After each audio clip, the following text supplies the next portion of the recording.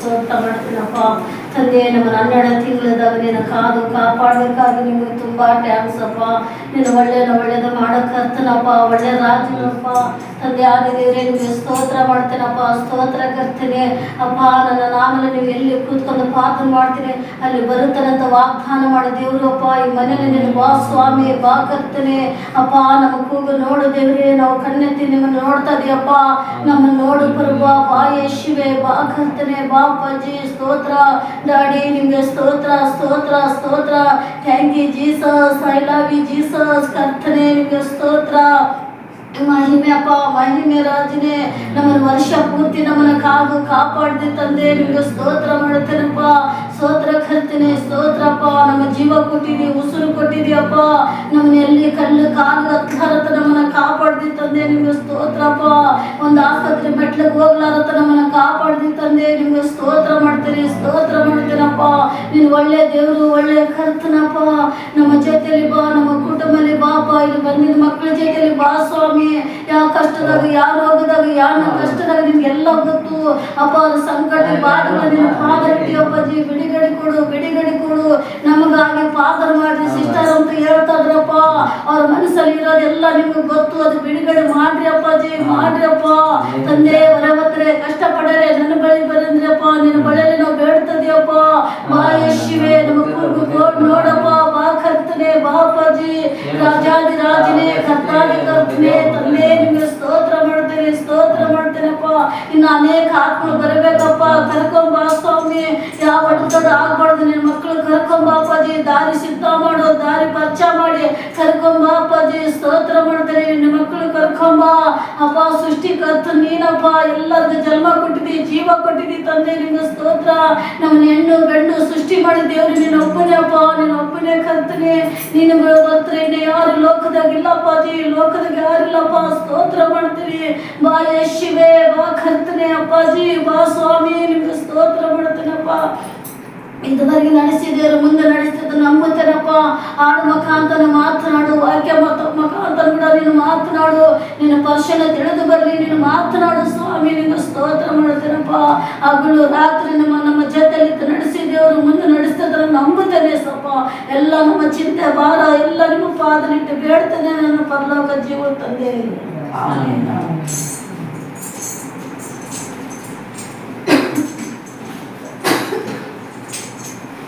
Haleluya. ಸ್ತೋತ್ರ. ನಾವು ಇವತ್ತು ಹಾಡಾಡಿ ದೇವರ ಹೆಸರನ್ನ ಮಹಿಮೆ ಪಡಿಸೋಣ.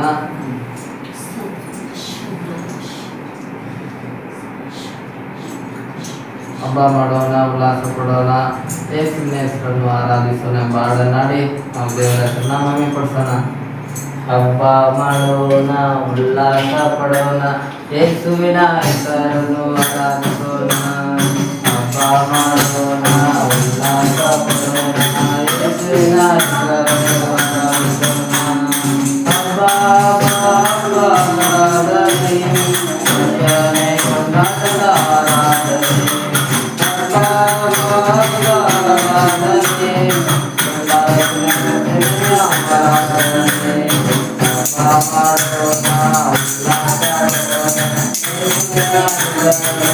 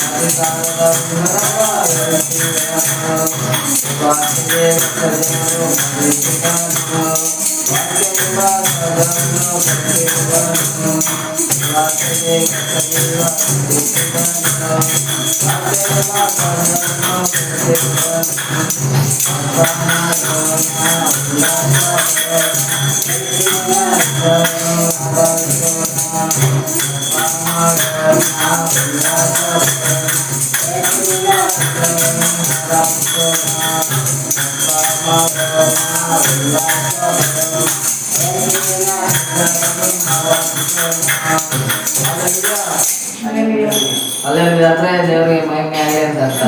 ಓಕೆ, ಅದರಿಂದ ನಾವು ಸಭೆಗಳಲ್ಲೆಲ್ಲ ಅಲ್ಲೆಲುಯ್ಯ ಎಂಬುದಾಗಿ ಹೇಳ್ತೀವಿ. ಹಾಗಾದ್ರೆ ಇದು ಯೇಸುವಿನ ಹಬ್ಬ, ಇದು ಕ್ರಿಸ್ಮಸ್ ಹಬ್ಬ, ನಮಗೆ ಬಹಳ ಸಂತೋಷದ ದಿನದ ಹಬ್ಬವಾಗಿದೆ. ಆಮೇಲೆ ಈ ದಿನ ಮತ್ತೊಂದು ಹಾಡಾಡಿ ನಾವು ದೇವರ ಮೇಲೆ ಪಡಿಸೋಣ. ಕ್ರಿಸ್ಮಸ್ ಹಬ್ಬ ಬಂತು ನೋಡೋಣ, ಬಾಡನಾಡಿ ದೇವರ ನಾಮೇ ಪಡಿಸೋಣ. ಕ್ರಿಸ್ಮಸ್ ಹಬ್ಬ ಬಂತು ನೋಡೋಣ,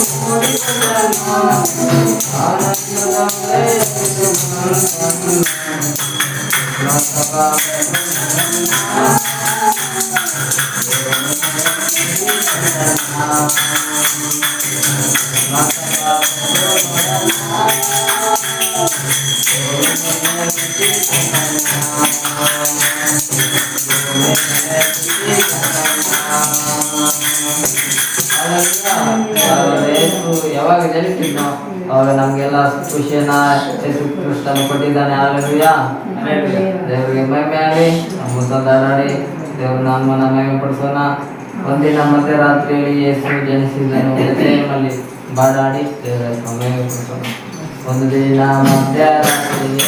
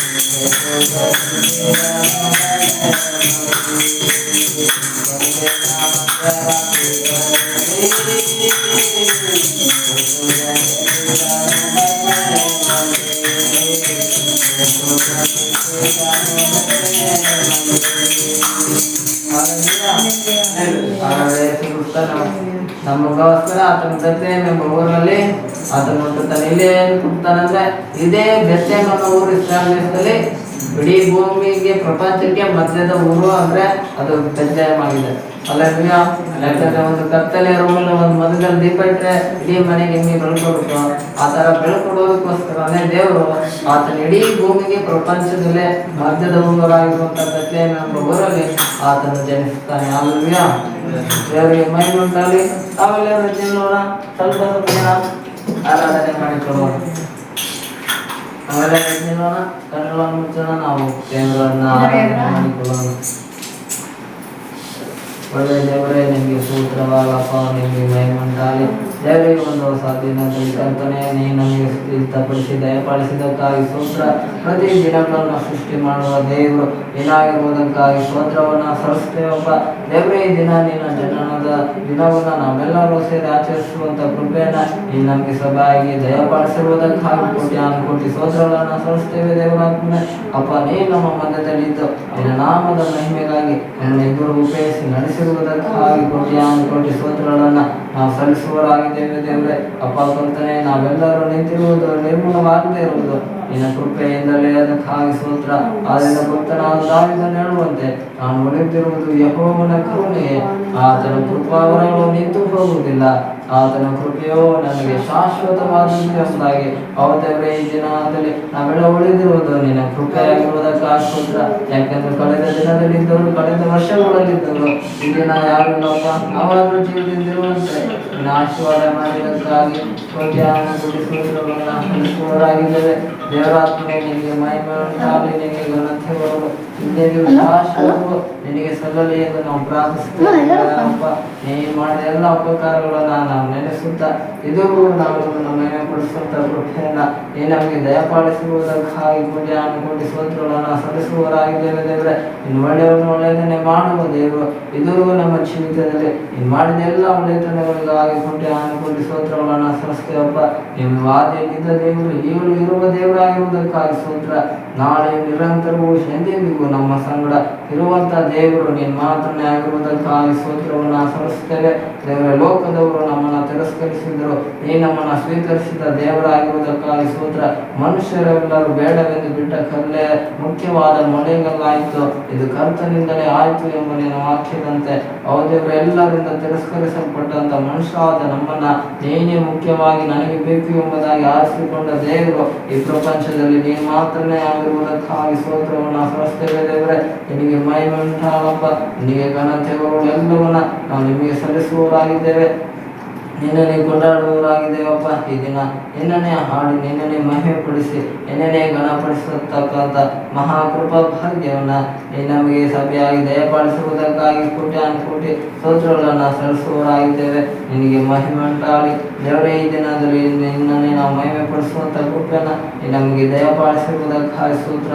ದೇವರೇ, ನಿನ್ನ ಬೆಂಕಿಯುಳ್ಳ ಕಣ್ಣುಗಳ ದೇವರಾಗಿರುವುದಕ್ಕಾಗಿ ಸ್ತೋತ್ರ. ನಿಲುವಂಗಿಯನ್ನು ತೊಟ್ಟುಕೊಂಡಿರುವ ದೇವರೇ, ನಿನಗೆ ಸ್ತೋತ್ರವನ್ನು ಸಲ್ಲಿಸ್ತೇವೆ. ನಿನ್ನ ಧ್ವನಿಯು ಜಲ ಪ್ರವಾಹದ ಘೋಷದಂತೆ ಇರುವುದಕ್ಕಾಗಿ ಸ್ತೋತ್ರವನ್ನು ಸಲ್ಲಿಸುತ್ತೇವೆ. ನಿನ್ನ ಪಾದಗಳು ಕಡಿಮೆಯಲ್ಲಿ ಕಾಣಿಸಿದಂಥ ತಾಮ್ರದಂತೆ ಇರುವುದಕ್ಕಾಗಿ ಸ್ತೋತ್ರವನ್ನು ಸಲ್ಲಿಸುತ್ತೇವೆ. ದೇವರೇ, ನಿನ್ನ ಬಾಯಿಂದ ಈ ಬಾಯ ಕಟ್ಟಿ ಹೊರಡುತ್ತಿರುವುದಕ್ಕಾಗಿ ಸ್ತೋತ್ರವನ್ನು ಸಲ್ಲಿಸುತ್ತೇವೆ. ದೇವರು ಯಾರು ಕೂಡ ಸೇರಕೂಡದಂಥ ಮಹಾ ಬೆಳಕಿನಲ್ಲಿ ವಾಸ ಮಾಡುವ ದೇವರು ನೀನಾಗಿರುವುದಕ್ಕಾಗಿ ನಾವು ನಿಮಗೆ ಕೋಟಿ ಸ್ತೋತ್ರಗಳನ್ನು ಸಲ್ಲಿಸ್ತೇವೆ. ನಿನಗೆ ಮಹಿಮೆ ಉಂಟಾಗಲಿ, ನಿನಗೆ ಘನತೆಗಳು ಎಲ್ಲವೂ ಹಿಂದೆ ನೀವು ಶಾಶ್ವತವು ನಿನಗೆ ಮಾತ್ರವೇ ಸಲ್ಲವೇ ಎಂದು ನಾವು ಪ್ರಾರ್ಥಿಸುವವರಾಗಿದ್ದೇವೆ. ದೇವರೇ, ನೀನಾಗಿ ಮಾಡಿ ನಡೆಸುವುದಕ್ಕಾಗಿ ಕೋಟಿ ಸ್ತೋತ್ರಗಳನ್ನು ಸಲ್ಲಿಸುತ್ತೇವೆ. ಆಮೇಲೆ ಸಂತೈಸುವ ತಾಯಿಯಂತೆ ನನ್ನೇಸು ನನ್ನನ್ನು ಸಂತೈಸುವ ತಾಯಿಯಂತೆ ನನ್ನೇಸು ನನ್ನನ್ನು. Hallelujah, hallelujah, hallelujah, hallelujah. ಒರಗಿಸುವ ಎದೆಯಲ್ಲಿ ಮನಮಾರವ ನೀನು, ಒರಗಿಸುವ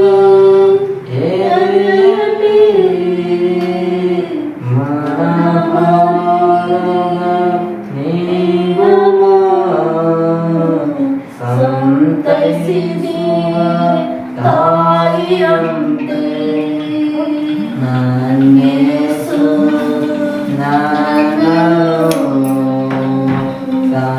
ಸಂತೈಸುವ ತಾಯಿಯಂತೆ ನನ್ನೇಸು ನನ್ನನು ಕರ ಹಿಡಿದು ನಡೆಸುವ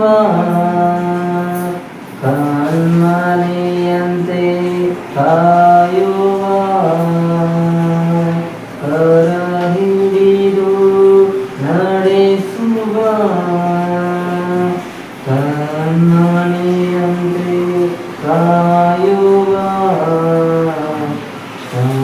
ಸಂತೈಸುವ ತಾಯಿಯಂತೆ ನನ್ನೇಸು ನನ್ನನು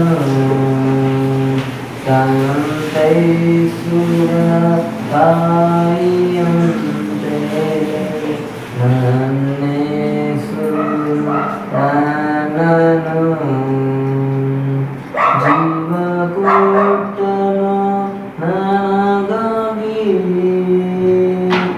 ನನ್ನ ಪಾಪವ ಹೊತ್ತನು ಜೀವ ಕೊಟ್ಟನು ನನಗಾಗಿ ನನ್ನ ಪಾಪವ ಹೊತ್ತನು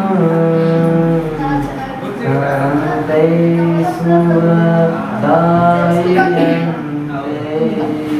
ನನ್ನೇಸು ನನ್ನನು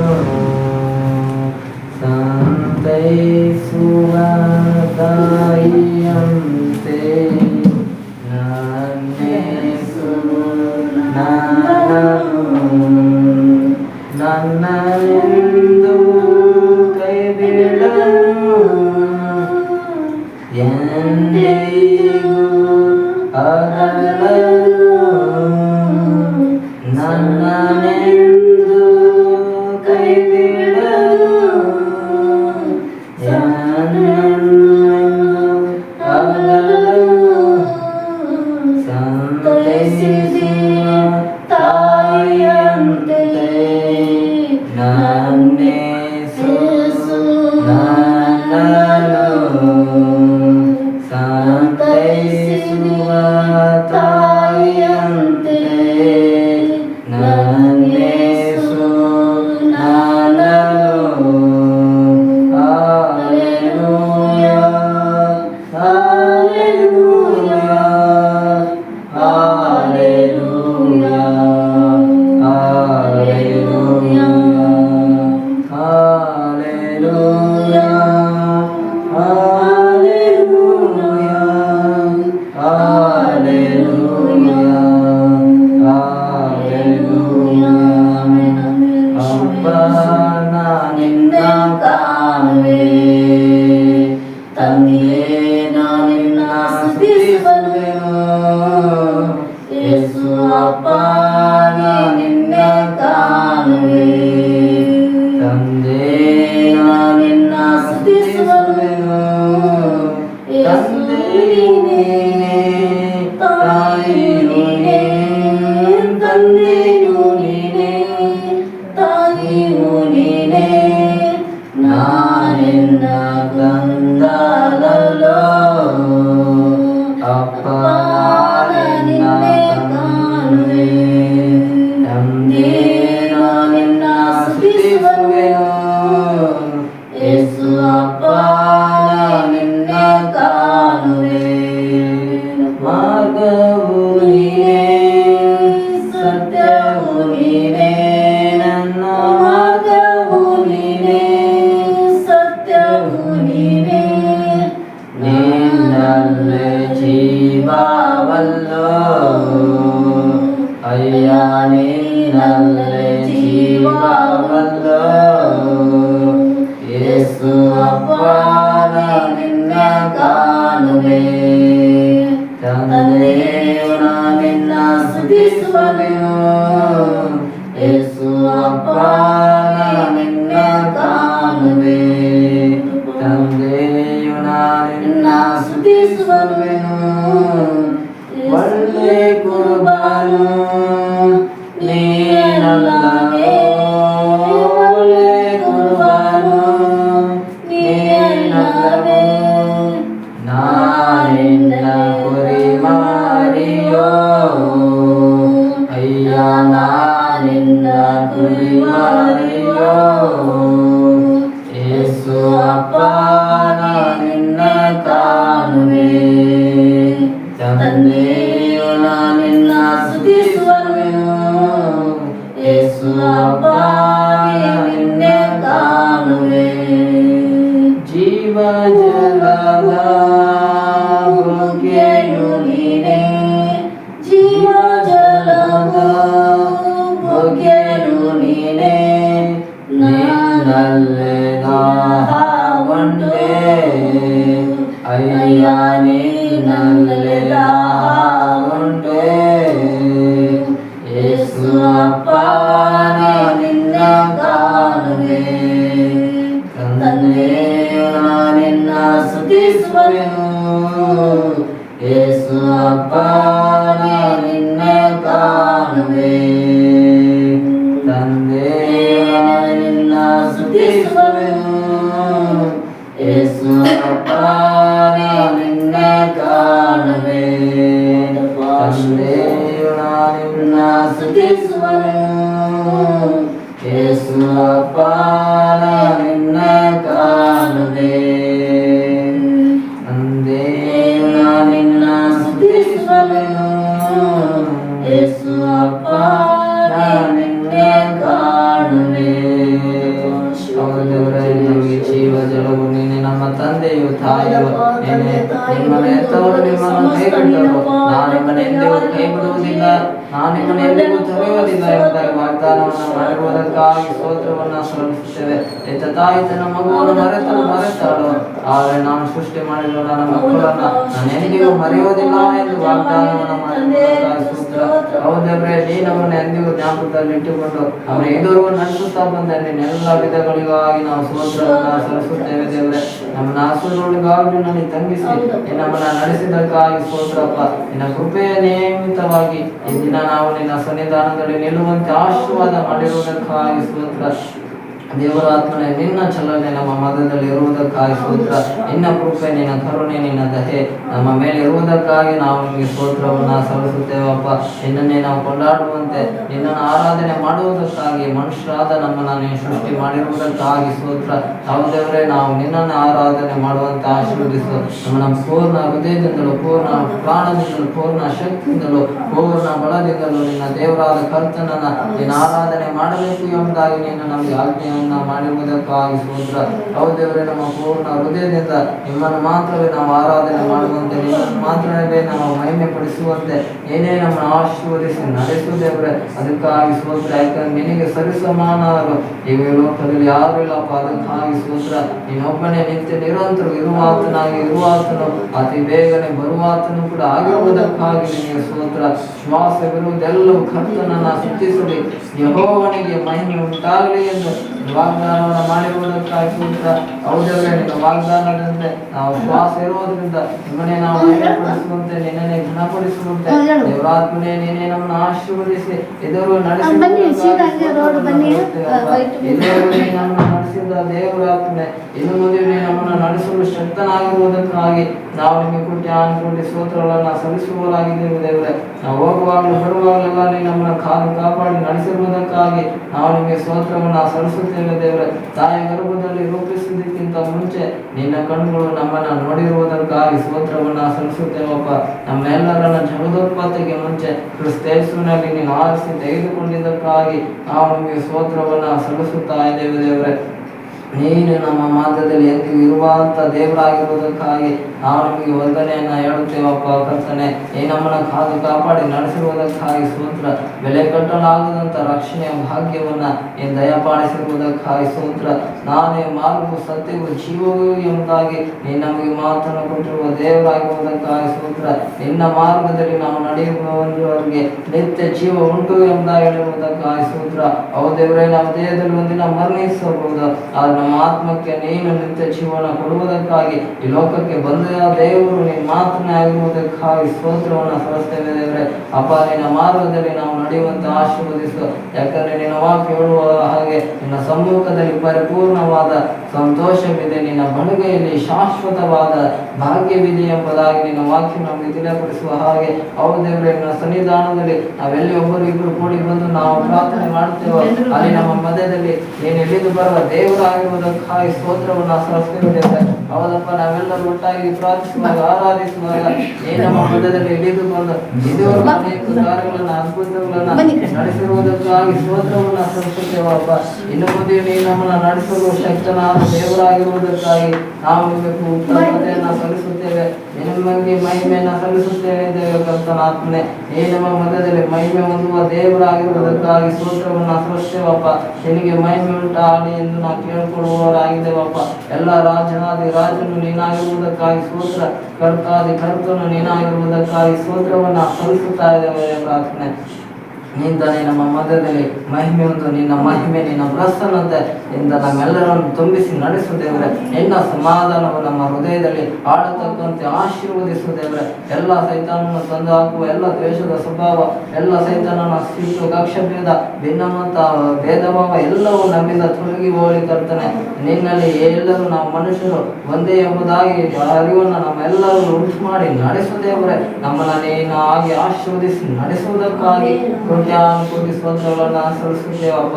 ನಿನಗೆ ನಾವು ಮಹಿಮೆಯನ್ನು ಸಲ್ಲಿಸುವವರಾಗಿದ್ದೇವೆ. ಆಮೇಲೆ ಹಲ್ಲೆಲೂಯಾ. ಯೇಸಪ್ಪ, ನಿನ್ನ ನಾಮದಲ್ಲಿ ಅದ್ಭುತವೂ ಎಂದು ನಡೆಯುತ್ತೆ.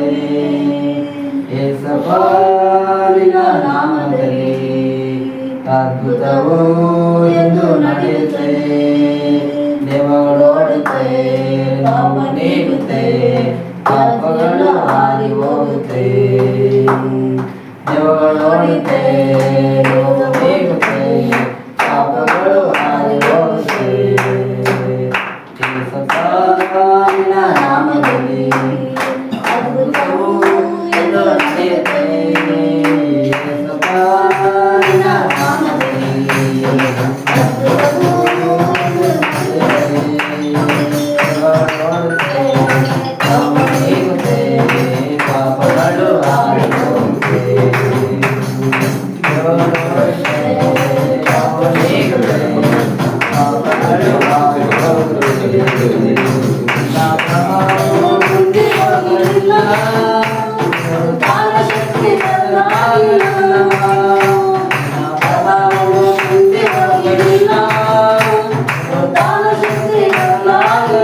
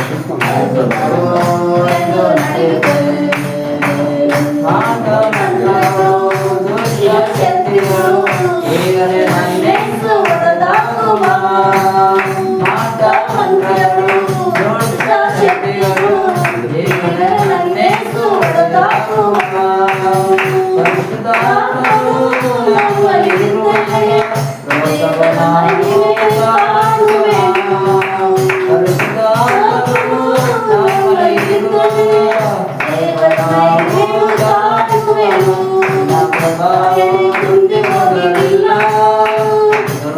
ಶಕ್ತಿ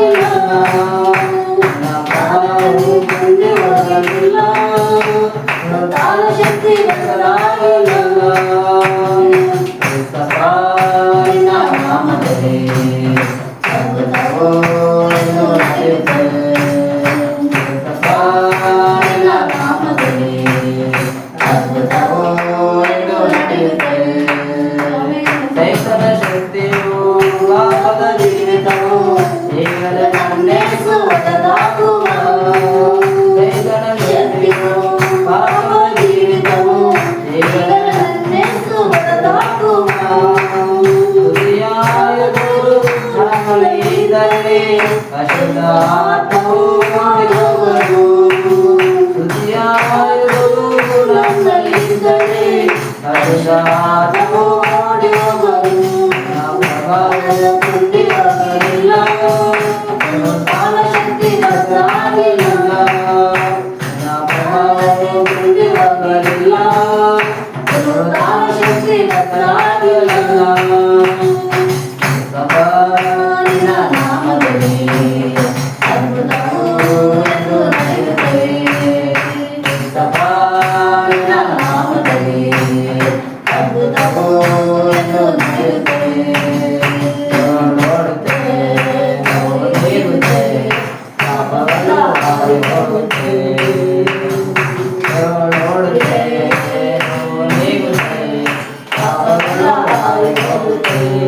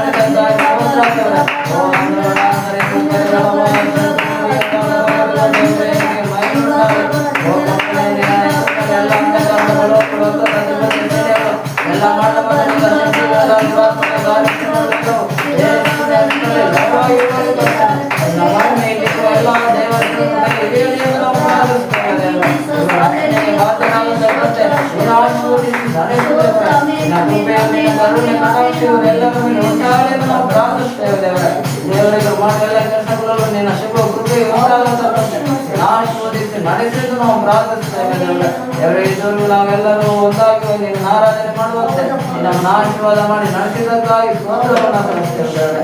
ಎಲ್ಲ ಭಾಗಗಳನ್ನು ನಿನ್ನ ಒಪ್ಪಿಸಿಕೊಡುತ್ತೇವಪ್ಪ. ನೀನೇ ನಿನ್ನ ಜೀವನ ವಾಕ್ಯದ ಮುಖಾಂತರ ನಾವೆಲ್ಲರ ಸಂಘ ಮಾತನಾಡುವುದಿಲ್ಲ. ಮಾತಿಗೆ ಜೀವ ಇರುವುದಕ್ಕಾಗಿ ಸ್ತೋತ್ರ. ಜೀವವುಳ್ಳ ನಿನ್ನ ವಾಕ್ಯಗಳ ಮುಖಾಂತರವಾಗಿ ನಮ್ಮ ಸಂಗಡ ಮಾತನಾಡುವುದು ಹೇಳಾದ ಮಾತನ್ನು ಕೂಡ ಆಶೀರ್ವದಿಸಿ ನಡೆಸಬೇಕೆಂದು ಯೇಸುವಿನ ಹೆಸರಲ್ಲಿ ಪ್ರಾರ್ಥಿಸುತ್ತೇವೆ ತಂದೆ. ಆಮೇಲೆ ಆಮೇಲೆ ನಾವೆಲ್ಲ ಕೊಡ್ಕೊಳ್ಳೋಣ.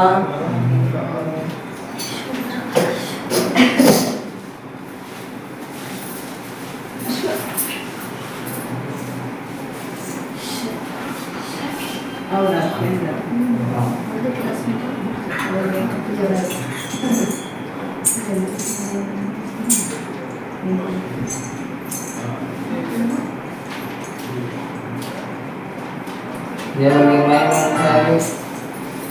ಹಾಗೆ ಇವತ್ತು ಒಂದು ದೇವರ ವಾಕ್ಯವನ್ನು ಓದಿಕೊಳ್ಳುವವರಾಗಿರೋಣ.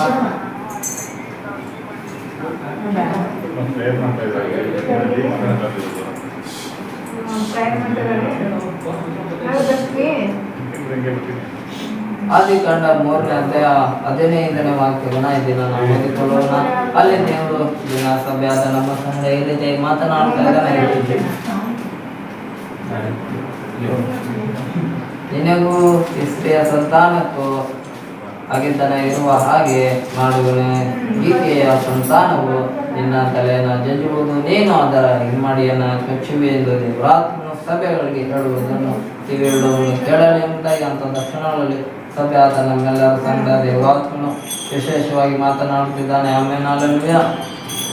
ಹಾಗಾದ್ರೆ ಇಲ್ಲಿ ದೇವರ ವಾಕ್ಯ ಹೇಳುವಂಥದ್ದಾಗಿದೆ, ನಿನಗೂ ಸ್ತ್ರೀಯಾಗಿಯೂ ಒಂದು ಹಗೆತನ ಇರುವ ಹಾಗೆ ನಾನು ಮಾಡುತ್ತೇನೆ ಎಂಬುದಾಗಿ ದೇವರು ತನ್ನ ವಾಕ್ಯಗಳ ಮುಖಾಂತರವಾಗಿ ಆತನು ನಮ್ಮ ಸಂಘ ಮಾತನಾಡ್ತಾ ಇದ್ದಾನೆ. ಆಮೇಲೆ ಯಾಕಂದ್ರೆ ದೇವರ ರಾಜ್ಯ ಅದು ಪರಲೋಕ ರಾಜ್ಯವಾಗಿದೆ. ಪರಲೋಕದಲ್ಲಿ ದೇವರು ತನ್ನ ಸಿಂಹಾಸನವನ್ನ ಏರ್ಪಡಿಸಿ ಅಲ್ಲಿ ದೇವರು ತನಗೂ ಆರಾಧನೆ ಮಾಡುವುದಕ್ಕಾಗಿ ಕೆಲವು ದೂತರುಗಳನ್ನ ದೇವರು ಸೃಷ್ಟಿ ಮಾಡ್ತಾನೆ. ಪರಲೋಕದ ರಾಜ್ಯದಲ್ಲಿ ದೇವರು ತನ್ನನ್ನು ಆರಾಧನೆ ಮಾಡ್ಬೇಕಂತ ಹೇಳಿ ಅನೇಕ ಕೋಟ್ಯಾನುಗಟ್ಟಲೆ ದೇವದೂತರುಗಳನ್ನ ಸೃಷ್ಟಿ ಮಾಡ್ತಾನೆ. ಒಬ್ಬೊಬ್ಬ ದೇವದೂತರಿಗೂ ಕೂಡ 6 ರೆಕ್ಕೆಗಳಿರುತ್ತೆ. ಅವರು ಕಣ್ಣು ರೆಪ್ಪೆ ಬಡಿಯಷ್ಟೊತ್ತಿಗೆ 1,00,000 ಜನರನ್ನು ಸಾಯುವಷ್ಟು ಶಕ್ತಿ ಸಾಮರ್ಥ್ಯ ಪ್ರತಿಯೊಬ್ಬ ದೂತರಿಗೂ ಇರುತ್ತೆ. ಇಷ್ಟೇ ಶಕ್ತಿಶಾಲಿ ಇರುವಂತ ದೇವತರನ್ನ ದೇವರು ಪರಲೋಕದಲ್ಲಿ ಅವರ ರಾಜ್ಯದಲ್ಲಿ ಎಲ್ಲರನ್ನ ಸೃಷ್ಟಿ ಮಾಡ್ತಾರೆ. ಅದರಲ್ಲಿ ಒಬ್ಬ ದೊಡ್ಡ ದೇವದೂತನಾಗಿ ದೇವರು ಲೂಸಿಫರ್ ಅಂತ ಒಬ್ಬ ದೂತನ ಸೃಷ್ಟಿ ಮಾಡಿರ್ತಾರೆ. ಇವನು ಕೂಡ ದೇವ್ರ ಮುಂದೆ ಅಡ್ಡ ಬಿದ್ದು ದೇವ್ರನ್ನ ಆರಾಧನೆ ಮಾಡ್ತಾ ಇರ್ತಾನೆ. ಈಗ ನಾವೆಲ್ಲ ಆಡಿ ಹೇಗೆ ದೇವ್ರನ್ನ ಮಹಿಮೆ ಪಡಿಸಿದ್ವೋ ಈ ರೀತಿಯಾದ ಎಲ್ಲ ಕೆಲಸಗಳನ್ನ ಈ ಲೂಸಿಫರ್ ಎಂಬ ದೇವದೂತ ದೇವರ ಬಳಿಯಲ್ಲಿ ಮಾಡ್ತಾ ಇರ್ತಾನೆ. ಮಿಕ್ಕ ಕೋಟ್ಯಾನು ಕೋಟಿ ಕಟ್ಲೆ ದೇವದೂತರು ಕೂಡ ಇದೇನೇ ಮಾಡ್ತಾ ಇರ್ತಾರೆ. ಹೀಗಿರುವಾಗ ಒಂದು ದಿನ ಈ ಲೂಸಿಫರ್ ಆದವನು ಇವನೇ ಮೇನ್ ಹೆಡ್ ದೇವದೂತ ಆಗಿರ್ತಾನೆ ಎಲ್ಲರಿಗೂ. ಹಾಗಾಗಿ ಇವನು ತನ್ನ ಮನಸ್ಸಲ್ಲಿ ಅನ್ಕೊಂತಾನೆ, ನಾನು ಯಾಕೆ ದೇವರಾಗಬಾರ್ದು, ನಾನೇ ಇನ್ನೊಂದು ಸ್ಟೆಪ್ ಮೇಲ್ಕ್ ಹೋಗ್ಬಿಟ್ರೆ ನಾನೇ ದೇವರಾಗ್ಬಿಡ್ಬೋದಲ್ಲ ಅಂತ ಹೇಳಿ ಯೋಚನೆ ಇವನಲ್ಲಿ ದೇವದೂತನಲ್ಲಿ ಬರುತ್ತೆ. ಆಗ ಈ ವಿಷಯ ದೇವ್ರ ಗೊತ್ತಾಗುತ್ತೆ. ಇವನು ಸೃಷ್ಟಿ ಮಾಡಿರೋ ಒಬ್ಬ ದೂತ, ಇವ್ ನನ್ನ ಗಂಡ ಬಿಟ್ಟು ನನ್ನನ್ನು ಆರಾಧನೆ ಮಾಡೋದ್ಬಿಟ್ಟು ನಾನೇ ದೇವರಾಗಬೇಕು ಅನ್ನೋ ಆಸೆ ಇವನಲ್ಲಿ ಬರ್ತಾ ಇದೆಯಲ್ಲ ಅಂತ ಹೇಳಿ ದೇವರು ಅವನ ಮೇಲೆ ಕೋಪಗೊಂಡು ಅವನು ಅಲ್ಲಿಂದ ತಳ್ಳಿ ಬಿಸಾಕ್ಬಿಡ್ತಾನೆ.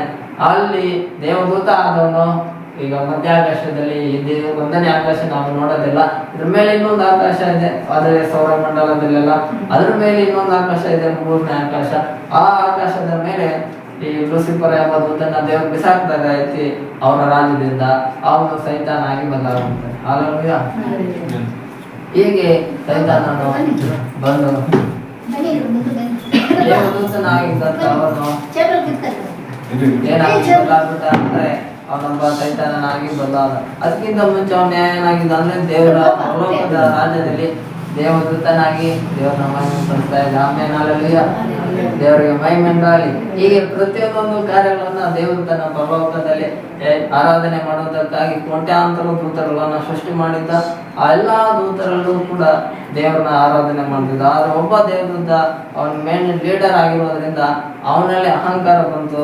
ನಾನು ಯಾಕೆ ಇನ್ನು ಮುಂದೆ ದೇವರಾಗಬಾರ್ದು, ನಾನೇ ಇನ್ನೊಂದು ಸ್ಟೆಪ್ ಮೇಲೆ ಹತ್ಬಿಟ್ರೆ ನಾನೇ ದೇವರಾಗ್ಬಿಡ್ಬೋದು, ದೇವಸ್ಥಾನದಲ್ಲಿ ನಾನೇ ದೇವ್ರ ತರ ಕುತ್ಕೊಂಡ್ಬಿಡ್ಬೋದು ಎಂಬುದಾಗಿ ಅವನು ಯೋಚನೆ ಮಾಡಿದಾಗ ದೇವರು ಅವನಿಗಿದ್ದಂಥ ಮಹಿಮೆ ಎಲ್ಲ ಅವನ್ನ ಕಿತ್ಕೊಂಡು ಅವನನ್ನ ಮಧ್ಯ ಆಕಾಶಕ್ಕೆ ಬಿಸಾಕ್ಬಿಡ್ತಾನೆ. ಆಗ ಅವನು ದೇವದೂತ ಆಗಿದ್ದವನು ಸೈತಾನನಾಗಿ ದೆವ್ವವಾಗಿ ಅವನು ಬದಲಾಗ್ಬಿಡ್ತಾನೆ. ಅವನ ಹಿಂದೆ ಕೂಡ ಸಾವಿರಾರು ಹಿಂದೆ ದೂತರುಗಳು ಇದ್ರು. ದೇವರು ಅವ್ರನ್ನು ಕೂಡ ತೆಗೆದು ಆ ಸಾಮ್ರಾಜ್ಯದಿಂದ, ಪರಲೋಕದ ಸಾಮ್ರಾಜ್ಯದಿಂದ ಅವರನ್ನು ಕೂಡ ಎತ್ತಿ ಬಿಸಾಕ್ಬಿಡ್ತಾನೆ. ಯಾಕಂದ್ರೆ ಒಂದು ತೊಟ್ಟು ಹುಳಿ ಕಣಿಕವೆಲ್ಲ ಹುಳಿ ಮಾಡುತ್ತಂತೆ. ಹಾಗೆ ಸ್ವಲ್ಪ ಕತ್ತಲು ಇಡೀ ಭೂಮಿ ಮೇಲೆಲ್ಲ ತುಂಬ್ಕೊಂಡ್ಬಿಡುತ್ತೆ ಹೇಗೆ ಸೈತಾನನಿಂದ. ಹಾಗೆ ನಮಗೆ ಒಂದು ತಪ್ಪು ಮಾಡಿದ್ರೆ ನಾವು ಪಕ್ಕದವ್ರಿಗೆ, ಲೋಕದವ್ರಿಗೆ ಎಲ್ಲರಿಗೂ ಇವ್ನು ಕೆಟ್ಟವನಂತಾನೆ ಫೈಂಡ್ ಔಟ್ ಮಾಡ್ತಾರೆ ಎಲ್ಲರೂ. ಹಾಲೆಲೂಯಾ.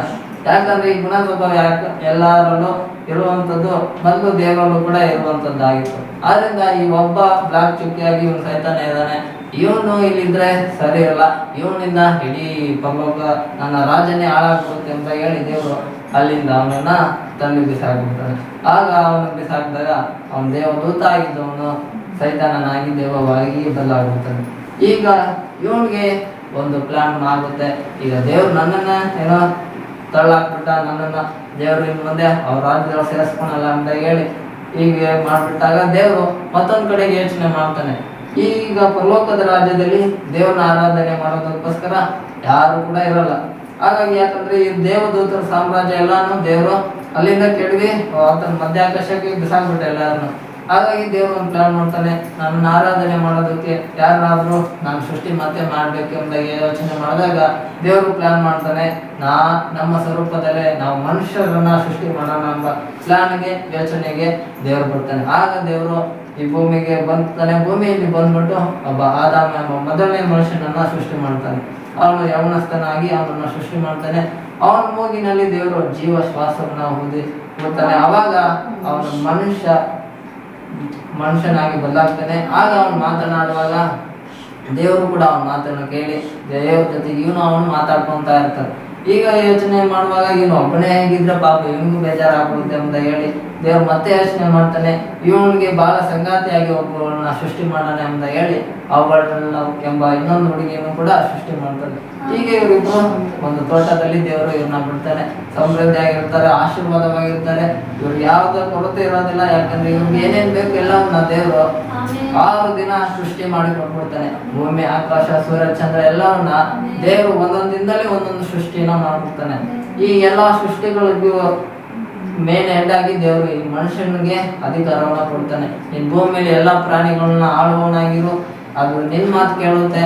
ನೀನ್ ಏನೇ ಬೇಟೆಯಾಡು ಅದು ನಿನಗೆ ಬಲಿಯಾಗಿ ನಿನ್ಗೆ ಕೈವಶವಾಗುತ್ತೆ. ಹಾಗಾಗಿ ಭೂಮಿ ಮೇಲೆ ಇರೋ ಎಲ್ಲ ಪ್ರಾಣಿ ಪಕ್ಷಿಗಳ ಮೇಲೂ ನಿನಗೆ ನಾನು ಅಧಿಕಾರ ಕೊಡ್ತೀನಿ ಅಂತ ಹೇಳಿ ದೇವರು ಆದಾಮ ಮೊದಲನೇ ಮನುಷ್ಯನಿಗೆ ತನ್ನ ಅಧಿಕಾರವನ್ನ ಕೊಡ್ತಾನೆ. ಹೀಗಿರುವಾಗ ಇಲ್ಲೂ ಈಗ ಭೂಮಿ ಮೇಲೆ ಈ ಪ್ಲಾನ್ ನಡೀತಿರುವಾಗ ಮಧ್ಯಾಕಾಶದಲ್ಲಿದ್ದಂತ ಒಬ್ಬ ಸೈತಾನ ದೇವದೂತ ಒಬ್ಬ ಇದ್ನಲ್ಲ, ಅವನ್ ಪ್ಲಾನ್ ಮಾಡ್ತಾನೆ. ಈಗ ಇವನನ್ನ ದೇವರು ಮತ್ತೆ ನನ್ನ ರಾಜ್ಯದಲ್ಲಿ ಪರಲೋಕದ ರಾಜ್ಯದಲ್ಲಿ ಸೇರಿಸ್ಕೊಳ್ಳೋದಕ್ಕೋಸ್ಕರ ದೇವ್ರು ಸೃಷ್ಟಿ ಮಾಡಿದ್ದಾನೆ.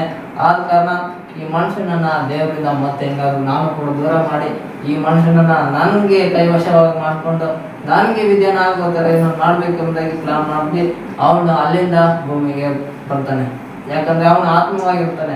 ಎಲ್ಲ ದೇವದೂತರುಗಳು ಕೂಡ ಆತ್ಮವಾಗಿರ್ತಾರೆ. ಅವ್ರು ಇಲ್ಲಿಂದ ಎಲ್ಲಿಗೆ ಬೇಕಾದ್ರೂ ಒಂದು ನಿಮಿಷದಲ್ಲಿ ಒಂದು ದೇಶ ಬಿಟ್ಟು ಇನ್ನೊಂದು ದೇಶಕ್ಕೆ ಹೋಗ್ಬೋದು, ಯಾವ ಊರಿಗೆ ಹೋಗ್ಬೋದು, ಯಾವ ಗ್ರಹಗಳಿಗಾದ್ರೂ ಹೋಗ್ಬೋದು, ಸೌರ ಮಂಡಲಗಳು ಕೂಡ ದಾಟ್ಕೊಂಡು ಹೋಗ್ಬೋದು. ಹಾಗಾಗಿ ನಾವು ಸತ್ಬಿಟ್ರೆ ನಮ್ಮ ಆತ್ಮ ಒಂದೇ ಒಂದು ನಿಮಿಷದಲ್ಲಿ ನಮ್ಮ ಬಾಡಿನ ಬಿಟ್ಟು ಹೋಗ್ಬಿಡುತ್ತೆ. ನಮ್ಮ ಆತ್ಮ ಇರೋದು ನಮ್ಗೆ ಹೆಸರು ಏನಿರುತ್ತೆ, ಶ್ರೀಕಾಂತ್ ಅಂದ್ರೆ ಶ್ರೀಕಾಂತ್ ಇವನು ಅಂತಾರೆ.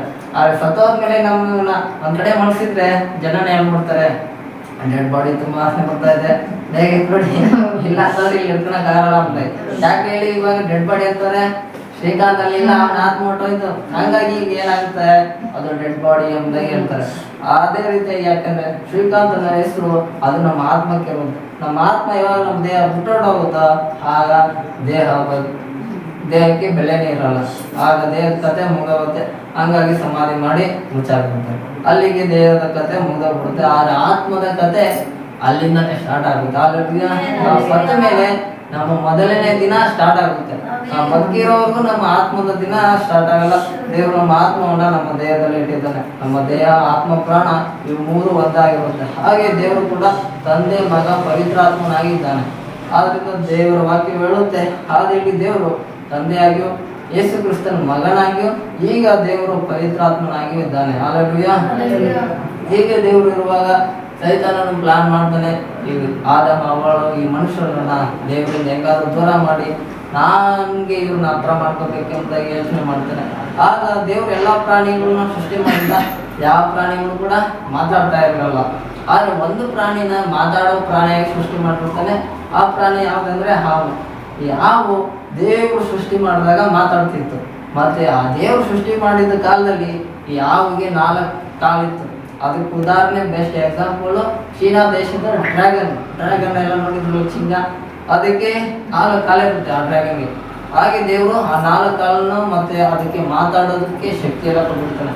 ಹಾಗಾಗಿ ಇವನು ಯೋಚನೆ ಮಾಡ್ತಾನೆ, ಯಾರೋ ದೇವರಿಂದ ಲೂಸಿಫರ್ ಅನ್ನೋನು ದೇವರ ರಾಜ್ಯದಿಂದ ತಳ್ಳಲ್ಪಟ್ಟಿರ್ತಾನೆ. ಇವನು ಪ್ಲಾನ್ ಮಾಡ್ತಾನೆ, ಈಗ ಭೂಮಿಯಲ್ಲಿ ಯಾವ ಪ್ರಾಣಿಗೂ ಮಾತಾಡಲ್ಲ, ಇದರಿಂದ ಅವನು ಆತ್ಮವಾಗಿದ್ದಾನೆ. ಆತ್ಮವಾಗಿ ಮನುಷ್ಯ ಹತ್ರ ಹೋದ್ರೆ ಅವ್ರ ಕಣ್ಣಿಗೆ ಕಾಣಿಸಲ್ಲ, ಲೂಸಿಫರ್ ಮನುಷ್ಯರ ಕಣ್ಣಿಗೆ. ಹಂಗಾಗಿ ಇವನು ಯೋಚನೆ ಮಾಡ್ತಾನೆ, ನಾನು ಯಾರಾದ್ರೂ ಒಂದು ದೇಹದಲ್ಲಿ ಒಕ್ಕಿ ಹೋದ್ರೆ ಅವಾಗ ಈ ಮನುಷ್ಯರನ್ನ ದೇವರಿಂದ ದೂರ ಮಾಡ್ಬೋದು ಎಂದಾಗ ಪ್ಲಾನ್ ಮಾಡಿದಾಗ ಇವನು ಯೋಚನೆ ಮಾಡ್ತಾನೆ, ಇಡೀ ಲೋಕದಲ್ಲಿ ಸೃಷ್ಟಿ ಮಾಡಿರೋ ಎಲ್ಲ ಪ್ರಾಣಿಗಳಲ್ಲಿ ಯಾವ ಪ್ರಾಣಿನೂ ಮಾತಾಡ್ತಾ ಇಲ್ಲ, ಆದ್ರೆ ಹಾವು ಮಾತಾಡೋ ಪ್ರಾಣಿ. ಆದ್ರಿಂದ ಈ ಹಾವಿನೊಳಗಡೆ ನಾನು ಹೋಗ್ಬೇಕು ಅಂತ ಹೇಳಿ ಯೋಚನೆ ಮಾಡಿ ಹಾವಿನ ಹತ್ರ ಬರ್ತಾನೆ. ಹಾವು ಹತ್ರ ಕೇಳ್ತಾನೆ, ಹಾವು ನನಗೆ ನಿನ್ನ ದೇಹದಲ್ಲಿ ಬರೋದಕ್ಕೆ ಪರ್ಮಿಷನ್ ಕೊಡಿ ಅಂತ ಕೇಳ್ತಾನೆ. ಅವಾಗ ಹಾವು ಹೇಳುತ್ತೆ, ಹಾಗಾದ್ರೆ ನಿಮ್ಗೆ ನನ್ನ ದೇಹದಲ್ಲಿ ಬರೋದಕ್ಕೆ ಪರ್ಮಿಷನ್ ಕೊಟ್ರೆ ನೀನ್ ನನಗೆ ಏನ್ ಕೊಡ್ತೀಯ ಅಂತ ಕೇಳ್ತಾನೆ. ಹಾವು ಕೇಳುತ್ತೆ. ಅವಾಗ ಅವನು ಹೇಳ್ತಾನೆ, ನಾನು ನಿನ್ನೆ ದೇವರಾಗಿ ಮಾಡ್ಕೊಡ್ತೀನಿ ಅಂತ ಹೇಳ್ತಾನೆ. ಯಾಕಂದ್ರೆ ಅವನಿಗೂ ಇದ್ದು ಪರಲೋಕದಲ್ಲಿ ಅವನಿಗಿದ್ದ ಆಸೆ ಏನು, ನಾನ್ ದೇವರಾಗ್ಬೇಕು ಅನ್ನೋ ಆಸೆ. ಅದೇ ಆಸೆ ಇವಾಗ ಹಾವನು ತುಂಬಿಸ್ತಾವನೆ. ಅವನು ನಿನ್ಗೇನಾದ್ರೂ ನನ್ಗೆ ಚಾನ್ಸ್ ಕೊಟ್ರೆ ನಿನ್ನ ದೇಹದಲ್ಲಿ ನಾನು ನಿನ್ನೆನೇ ದೇವ್ರು ಮಾಡ್ಬಿಡ್ತೀನಿ ಅಂತ ಹೇಳ್ತಾನೆ.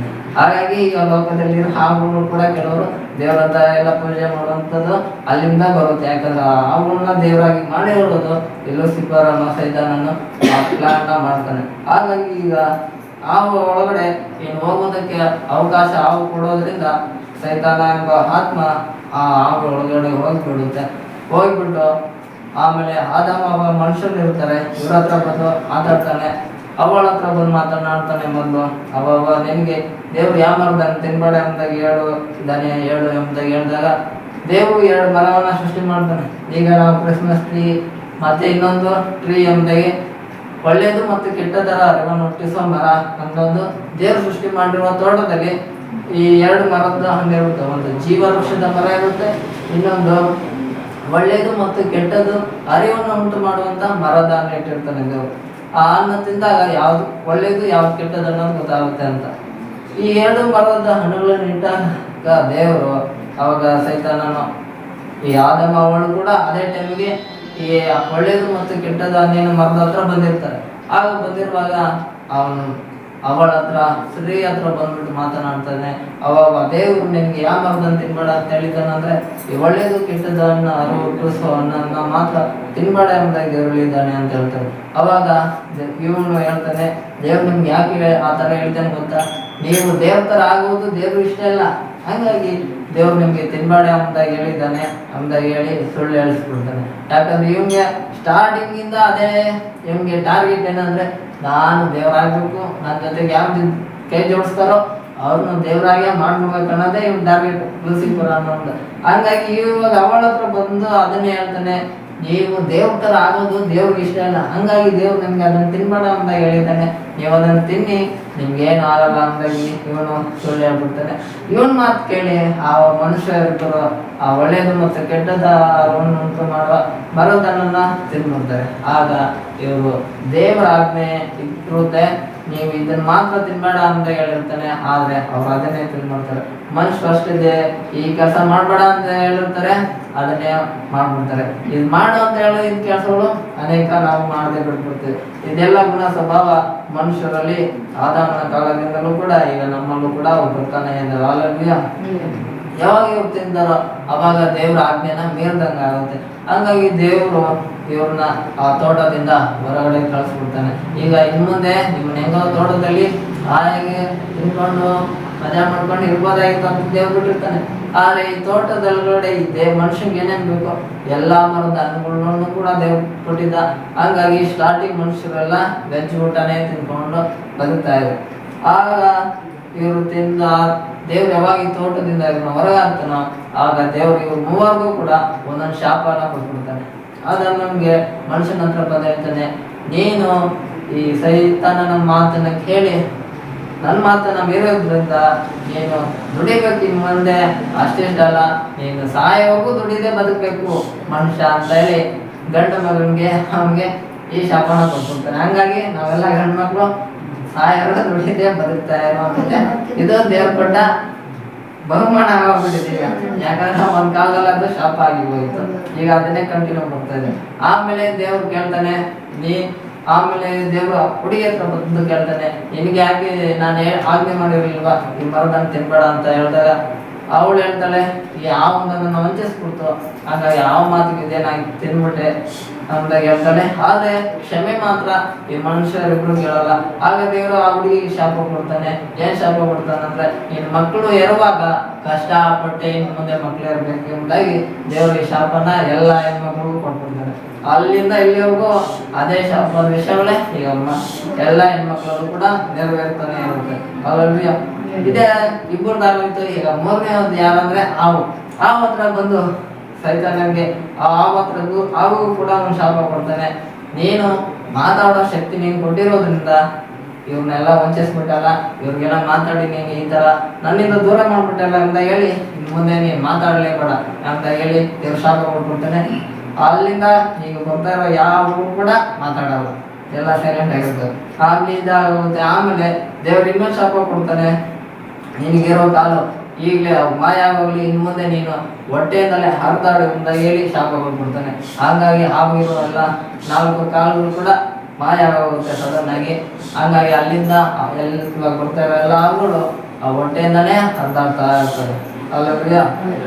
ಈ ರೀತಿಯಾಗಿ ಆದಾಗ ಈಗ ದೇವರು ಮನುಷ್ಯರು ಹೊರಗಡೆ ಬರ್ತಾಗ ಅವರು ಒಂದಾಗ್ಬಿಟ್ಟು ಅವರಿಗೆ ಮಕ್ಕಳಾಗಿ ಈಗ ಭೂಮಿಯಲ್ಲಿ ನಾವು ಎಷ್ಟು ಜನ ಬಂದಿದ್ದೀವಿ ಅಂದ್ರೆ 800 ಕೋಟಿ ಜನ ಬಂದಿದ್ದೀವಿ. ಅಲ್ಲೂಯ್ಯ. ಈಗ ಭೂಮಿಯ ಜನಸಂಖ್ಯೆ 800 ಕೋಟಿ, ನಮ್ಮ ಭಾರತ ದೇಶದ ಜನಸಂಖ್ಯೆ 140 ಕೋಟಿ ತಲುಪಿದೆ. ಆದ್ರೆ ದೇವರು ಸೃಷ್ಟಿ ಮಾಡಿದ ಒಬ್ಬ ಮನುಷ್ಯ ಸ್ಟಾರ್ಟಿಂಗ್ ಒಬ್ಬನಿಂದ ಈಗ ಎಷ್ಟು ಜನಕ್ಕೆ ಬಂದಿದೆ, ಇಷ್ಟು ಜನಕ್ಕೂ ಕೂಡ ಈಗ ನಮ್ಗೆ ಮರಣ ಅನ್ನೋದು ಬಂದಿದ್ದು ಈ ಮೊದಲನೇ ಮನುಷ್ಯ ಈ ಆದಮ ಅವಳ ಎಂಬ ಇವರಿಂದಲೇ ಯಾವಾಗ ದೇವ್ರಿಗೆ ಅಭಿಧೇಯರಾಗಿ ನಡೆದ್ರು, ದೇವ್ರ ಮಾತು ಮೀರಿದ್ರು. ಅಲ್ಲಿಂದ ಮನುಷ್ಯನಿಗೆ ಮರಣ ಅನ್ನೋದು ಭೂಮಿಯಲ್ಲಿ ತಪ್ಪಿದಲ್ಲ. ಅಲೆಕ್ಸಾಂಡರ್ ಅವನು ಇಡೀ ಭೂಮಿ ಎಲ್ಲ ಗೆಲ್ತಾನೆ. ಅವನೇ ಹೇಳ್ತಾನೆ, ಸತ್ತು ಹೋಗೋಕ್ಕಿಂತ ಮುಂಚೆ ಎಲ್ಲ ಅವನು ದಂಡನಾಯಕರಿಗೆಲ್ಲ ಕರೆದು ಹೇಳ್ತಾನೆ, ನಾನು ಭೂಮಿಯನ್ನೇ ಗೆದ್ದೆ, ಮಹಾ ಅಲೆಕ್ಸಾಂಡರ್ ಎಂಬ ಚಕ್ರವರ್ತಿ ಎಂಬ ಪದವಿಯನ್ನು ನಾನು ಪಡೆದೆ. ಆದರೆ ನನ್ನ ಶವಕ್ಕೆ ತೆಗೆದುಕೊಂಡು ಹೋಗುವಾಗ ನನ್ನ ಸಮಾಧಿ ಪೆಟ್ಟಿಗೆಯಿಂದ ನನ್ನ ಕೈಗೆ ಎರಡು ಆಸೆ ಇಡಿ ಎಂಬುದಾಗಿ ಹೇಳ್ತಾನೆ. ಯಾಕಂತ ಅವರೆಲ್ಲ ಕೇಳ್ತಾರೆ, ಯಾಕಂದ್ರೆ ಇಡೀ ಪ್ರಪಂಚವನ್ನೇ ಗೆದ್ದ ನನ್ನ ಎರಡು ಕೈ ಈಗ ಸಾಯತ್ತೋದಾಗ ಖಾಲಿಯಾಗಿ ಹೋಗ್ತಾ ಇದ್ದೀನಿ. ಇಡೀ ಪ್ರಪಂಚ ಗೆದ್ದಿರ್ಬೋದು, ಆದ್ರೆ ನಾನು ಏನ್ ಗೆದ್ದಿಲ್ಲ, ಸಾವನ್ನ ಗೆದ್ದಿಲ್ಲ ಎಂಬುದಾಗಿ ಅವನು ಅಲೆಕ್ಸಾಂಡರ್ ಸ್ಟೇಟ್ಮೆಂಟ್ ಕೊಡ್ತಾನೆ. ಇದೆಲ್ಲ ಇತಿಹಾಸದಲ್ಲೆಲ್ಲ ನಮಗೆ ಗೊತ್ತಿರೋದು. ಹಾಗಾಗಿ ಎಲ್ಲಾ ಮನುಷ್ಯರಿಗೂ ಕೂಡ ಏನು ಮರಣ ತಪ್ಪಿದೆ ಅಲ್ಲ. ಆದ್ರೆ ನಂತರದಲ್ಲಿ ದೇವರು ಒಂದು ಪ್ಲಾನ್ ಮಾಡ್ತಾನೆ, ಈ ಮರಣದಿಂದ ಎಲ್ಲಾ ಮನುಷ್ಯರಿಗೆ ಒಂದು ಬಿಡುಗಡೆಗೆ ಆಗಿ ಒಬ್ಬ ಮನುಷ್ಯನ ಹುಟ್ಟು ಬರ್ಬೇಕು. ಆ ಮನುಷ್ಯ ಪರಿಶುದ್ಧನಾಗಿರ್ಬೇಕು, ದೇವರಾಗಿರ್ಬೇಕು ಎಂಬುದಾಗಿ ದೇವರ ಪ್ಲಾನ್ ಅನ್ನ ಕೊಡ್ತಾನೆ. ಅದಕ್ಕೆ ಸೂಚನೆಯಾಗಿ ಭಾರತ ದೇಶದಲ್ಲಿ ನಮ್ಮೆಲ್ಲ ಹಿರಿಯರು ಹಳೆ ಕಾಲದಲ್ಲಿ, ವೇದಗಳ ಕಾಲದಲ್ಲೆಲ್ಲ ಪುರೋಹಿತರು, ಪಂಡಿತರು ಇವರೆಲ್ಲ ಇದ್ರು. ಅವರೆಲ್ಲ ಕುರಿ, ಕೋಳಿ ಇವೆಲ್ಲ ಬಲಿಗಳನ್ನ ಕೊಡ್ತಾ ಬರ್ತಿದ್ರು. ಯಾಕಂದ್ರೆ ದೇವ್ರ ಮುಂಚೆ ಹೇಳಿರ್ತಾನೆ, ರಕ್ತಧಾರಿ ಇಲ್ಲದೆ ಪಾಪಕ್ಕೆ ಕ್ಷಮಾಪಣೆ ಇರೋದಿಲ್ಲ. ಹಂಗಾಗಿ ಈ ಕುರಿ, ಕೋಳಿ, ದನ, ಎಮ್ಮೆ ಇವೆಲ್ಲವನ್ನ ಬಲಿ ಕೊಡೋದಕ್ಕೆ ದೇವ್ರು ಹೇಳಿರ್ತಾನೆ. ಹಂಗಾಗಿ ಎಲ್ಲರೂ ಬಲಿ ಕೊಡೋ ಪದ್ಧತಿ ಬರ್ತಾ ಇರುತ್ತೆ. ಹಾಗಾಗಿ ದೇವ್ರಿಗೆ ಬಲಿ ಎಲ್ಲ ಮನುಷ್ಯರಿಂದ ಬಲಿ ಕೊಡ್ತಾ ಹೋದ್ರೆ ಮುಂದೆ ಯಾವುದೇ ಪ್ರಾಣಿಗಳೇ ಬದುಕಲ್ಲ, ಭೂಮಿಲಿ ಎಲ್ಲ ಸತ್ತೋಗ್ಬಿಡ್ತಾರೆ. ಇದಕ್ಕೆ ಪರಿಹಾರವಾಗಿ ಏನಾದ್ರು ಒಂದು ಪರಿಹಾರ ಮಾಡ್ಬೇಕೆಂದ ಹೇಳಿ ದೇವರು ತನ್ನ ತ್ರೇಕತ್ವದಲ್ಲಿ ಒಂದು ಮಗನಾಗಿ ಅವತಾರವನ್ನು ತೆಗೆದುಕೊಂಡು ಆತನ ಭೂಮಿಗೆ ಬರ್ತಾನೆ. ಆತನೇ ಯೇಸು ಎಂಬ ಅವತಾರದಲ್ಲಿ ದೇವರು ಭೂಮಿಗೆ ಬರ್ತಾನೆ. ಹಾಲೆಲೂಯಾ. ಆಗ ಯೇಸುನೇ ಎಲ್ಲಾ ಮನುಷ್ಯರಿಗೋಸ್ಕರ ಆತನ ಶಿಲುಬೆಯಲ್ಲಿ ನಿಮಗೋಸ್ಕರ ನಾನೇ ಬಲಿ ಆಗ್ತೀನಿ ಅಂತ ಹೇಳಿ ತನ್ನ ಪ್ರಾಣವನ್ನ ಕೊಡುವಂತ ದೇವರು ಯೇಸು ಕ್ರಿಸ್ತನಾಗಿರ್ತಾನೆ. ಹಾಲೆಲೂಯಾ. ಹಾಗಾದ್ರೆ ಯೇಸುವಿನ ಜನನ ಅದು ಪರಿಶುದ್ಧವಾಗಿದೆ. ಯಾಕಂದ್ರೆ ಆತನು ಕನ್ಯೆಯಾದ ಮರಿಯಳೆಂಬ ಸ್ತ್ರೀಯಲ್ಲಿ ಆತನು ಜನಿಸುವವನಾಗಿರ್ತಾನೆ. ಆಮೇಲೆ ಹಾಲೆಲೂಯಾ. ಯಾಕಂದ್ರೆ ಇದುವರೆಗೂ ತಂದೆ ತಾಯಿಯಿಂದಲೇ ಎಲ್ಲಾ ಜನರು ಮನುಷ್ಯರು ಆದಾಮನ ಕಾಲದಿಂದ ಇಲ್ಲಿವರೆಗೂ ನಾವು ಬಂದಿದ್ದೇವೆ. ಆದ್ರೆ ಯೇಸು ಒಬ್ಬನೇ ತಂದೆ ತಾಯಿಯ ಸಂಬಂಧ ಇಲ್ಲದೆ ಬೇರೆ ಸ್ತ್ರೀಯಲ್ಲೇ ಮಾತ್ರನೇ ಹುಟ್ಟಿ ಬರ್ತಾನೆ. ಯಾಕಂದ್ರೆ ಅದು ಪವಿತ್ರ ಆತ್ಮ ಎಂಬ ಶಕ್ತಿಯಿಂದ ಯೇಸುವಿನ ಜನನ ಆಗುತ್ತೆ. ಆದ್ರಿಂದ ಯೇಸುವಿನ ಜನನ ಒಂದೇ ಪರಿಶುದ್ಧವಾದ ಜನನವಾಗಿದೆ. ಹಾಲೆಲೂಯಾ. ಆದ್ರಿಂದ ಆತನು ಜೀವಿಸುವ 33 ವರ್ಷ ಕೂಡ ಆತನು ಪರಿಶುದ್ಧನಾಗಿ ಜೀವಿಸ್ತಾನೆ. ಆತನು ಯಾರಿಗೆ ಅನ್ಯಾಯ ಮಾಡದೆ, ಯಾರಿಗೂ ಭೇದ ಭಾವ ಮಾಡದೆ ಎಲ್ಲರನ್ನು ಕೂಡ ಆತನು ಚೆನ್ನಾಗಿ ಮಾತಾಡ್ಸ್ಕೊಂಡು ಜೀವಿಸುವವನಾಗಿರ್ತಾನೆ. ಹಾಗಾದ್ರೂ ಕೂಡ ಲೋಕ ಜನ ಎಲ್ಲರೂ ಕೇಳ್ತಾರೆ, ಯೇಸುನ ಯಾಕಪ್ಪ ಅಷ್ಟೊಂದು ಹಿಂಸೆ ಎಲ್ಲ ಕೊಟ್ಟು ಶಿಲ್ಪೆಗೆ ಹಾಕಿ ಸಾಯಿಸಿದ್ರು, ಯೇಸು ಏನ್ ತಪ್ಪು ಮಾಡ್ದ, ಯೇಸು ಏನ್ ತಪ್ಪು ಮಾಡ್ದ ಅಂತ. ಯೇಸು ಏನೋ ತಪ್ಪು ಮಾಡಿಲ್ಲ. ಯಾಕಂದ್ರೆ ಆತನ ಸಾತ್ರೆ ನಾವು ಬದುಕ್ತೀವಿ, ಆತನ ಸತ್ತಿಲ್ಲ ಅಂದ್ರೆ ನಾವು ಸತ್ತೋಗ್ಬಿಡ್ತೀವಿ. ಯಾಕಂದ್ರೆ ಮನುಷ್ಯರಿಗೆ ವಿಮೋಚನೆ, ಪಾಪ ವಿಮೋಚನೆ ಆಗ್ಬೇಕಂದ್ರೆ ಮಹಾ ಪರಿಶುದ್ಧನಾಗಿ ಒಬ್ಬ ಪರಮ ಪುರುಷ ಎಂಬುದಾಗಿ ವೇದಗಳಲ್ಲಿ ಬರುತ್ತೆ. ಮತ್ತೆ ಪ್ರಜಾಪತಿ ಎಂಬುದಾಗಿ ಕರೀತಾರೆ. ಪ್ರಜಾಪತಿ ಅಂದ್ರೆ ಆತನ ಜೀವನ ಪರಿಶುದ್ಧ ಆಗಿರ್ಬೇಕು, ಆತನ ಹುಟ್ಟು ಕೂಡ ಪರಿಶುದ್ಧವಾಗಿರ್ಬೇಕು, ಆತನ ಮರಣ ಕೂಡ ಪರಿಶುದ್ಧವಾಗಿರ್ಬೇಕು. ಅಂಥವನು ಯಾರಾದ್ರೂ ಒಬ್ಬ ಮನುಷ್ಯನ ಭೂಮಿಲಿ ಹುಟ್ಟಿ ಎಲ್ಲರಿಗೋಸ್ಕರ ಪ್ರಾಣವನ್ನು ಕೊಟ್ರೆ ಅವನನ್ನ ಅಂತಾರೆ ಪ್ರಜಾಪತಿ ಎಂಬ. ಹಾಲೆಲೂಯಾ. ಆ ಪ್ರಜಾಪತಿಯಾಗಿ ಯೇಸುವನೇ ಈ ಲೋಕಕ್ಕೆ ಬರುವವನಾಗಿರ್ತಾನೆ. ಆ ಯೇಸು ಕ್ರಿಸ್ತನೇ ನಮ್ಮೆಲ್ಲರಿಗೋಸ್ಕರ ಶಿಲುಬೆಯಲ್ಲಿ ಪ್ರಾಣ ಕೊಡುವುದಕ್ಕಾಗಿ ಸಿದ್ಧನಾಗ್ತಾನೆ. ನಾನೇ ಇವರೆಲ್ಲ ಮನುಷ್ಯನ ಸೃಷ್ಟಿ ಮಾಡಿದೆ, ಇವರೆಲ್ಲ ಪಾಪದ ಭಾರವನ್ನ ಈಗ ನಾನು ಹೊತ್ಕೊಂಡು ಇವ್ರಿಗೋಸ್ಕರ ನಾನು ಶಿಲುಬೆಯಲ್ಲಿ ಸಾಯ್ತೀನಿ ಎಂಬುದಾಗಿ ಯೇಸು ಒಬ್ಬನೇ ಸಾಯೋದಕ್ಕೋಸ್ಕರನೇ ಈ ಭೂಮಿಗೆ ಬರ್ತಾನೆ. ಹಾಲೆಲೂಯಾ. ಯಾಕಂದ್ರೆ ಆತನ ಬದುಕೋದಕ್ಕೆ 1000 ವರ್ಷ ಬೇಕಾದ್ರೂ ಬದುಕಬಹುದಾಗಿತ್ತು. ಆದ್ರೆ ಆತನ ಇನ್ನೂ ಯೌವನಸ್ಥಾಗಿರುವಾಗ, ಯುವಕನಾಗಿರುವಾಗಲೇ ಎಲ್ಲಾ ಮನುಷ್ಯರಿಗೋಸ್ಕರ ಪ್ರಾಣ ಕೊಡುವುದಕ್ಕಾಗಿ ಮುಂದೆ ಬರ್ತಾನೆ. ಹಾಲೆಲೂಯಾ. ಆದ್ರೆ ಆತನು ಪರಲೋಕದಲ್ಲಿ ರಾಜಾದಿರಾಜನು, ಕರ್ತಾದಿ ಕರ್ತನು, ಆತನಿಗೆ ಕೋಟ್ಯಾನುಕೋಟಿ ದೇವದೂತರುಗಳು ಅಡ್ಡ ಬಿದ್ದು ಪ್ರತ್ಯಕ್ಷ ನಾವು ಕೂಡ ಆರಾಧನೆ ಮಾಡ್ತಾರೆ. ನಮ್ಮ ದೇವರು ಮಹಾ ಪರಿಶುದ್ಧನೇ ಎಂಬುದಾಗಿ ಆರಾಧನೆ ಮಾಡುವಂತ ಮಹಾರಾಜ.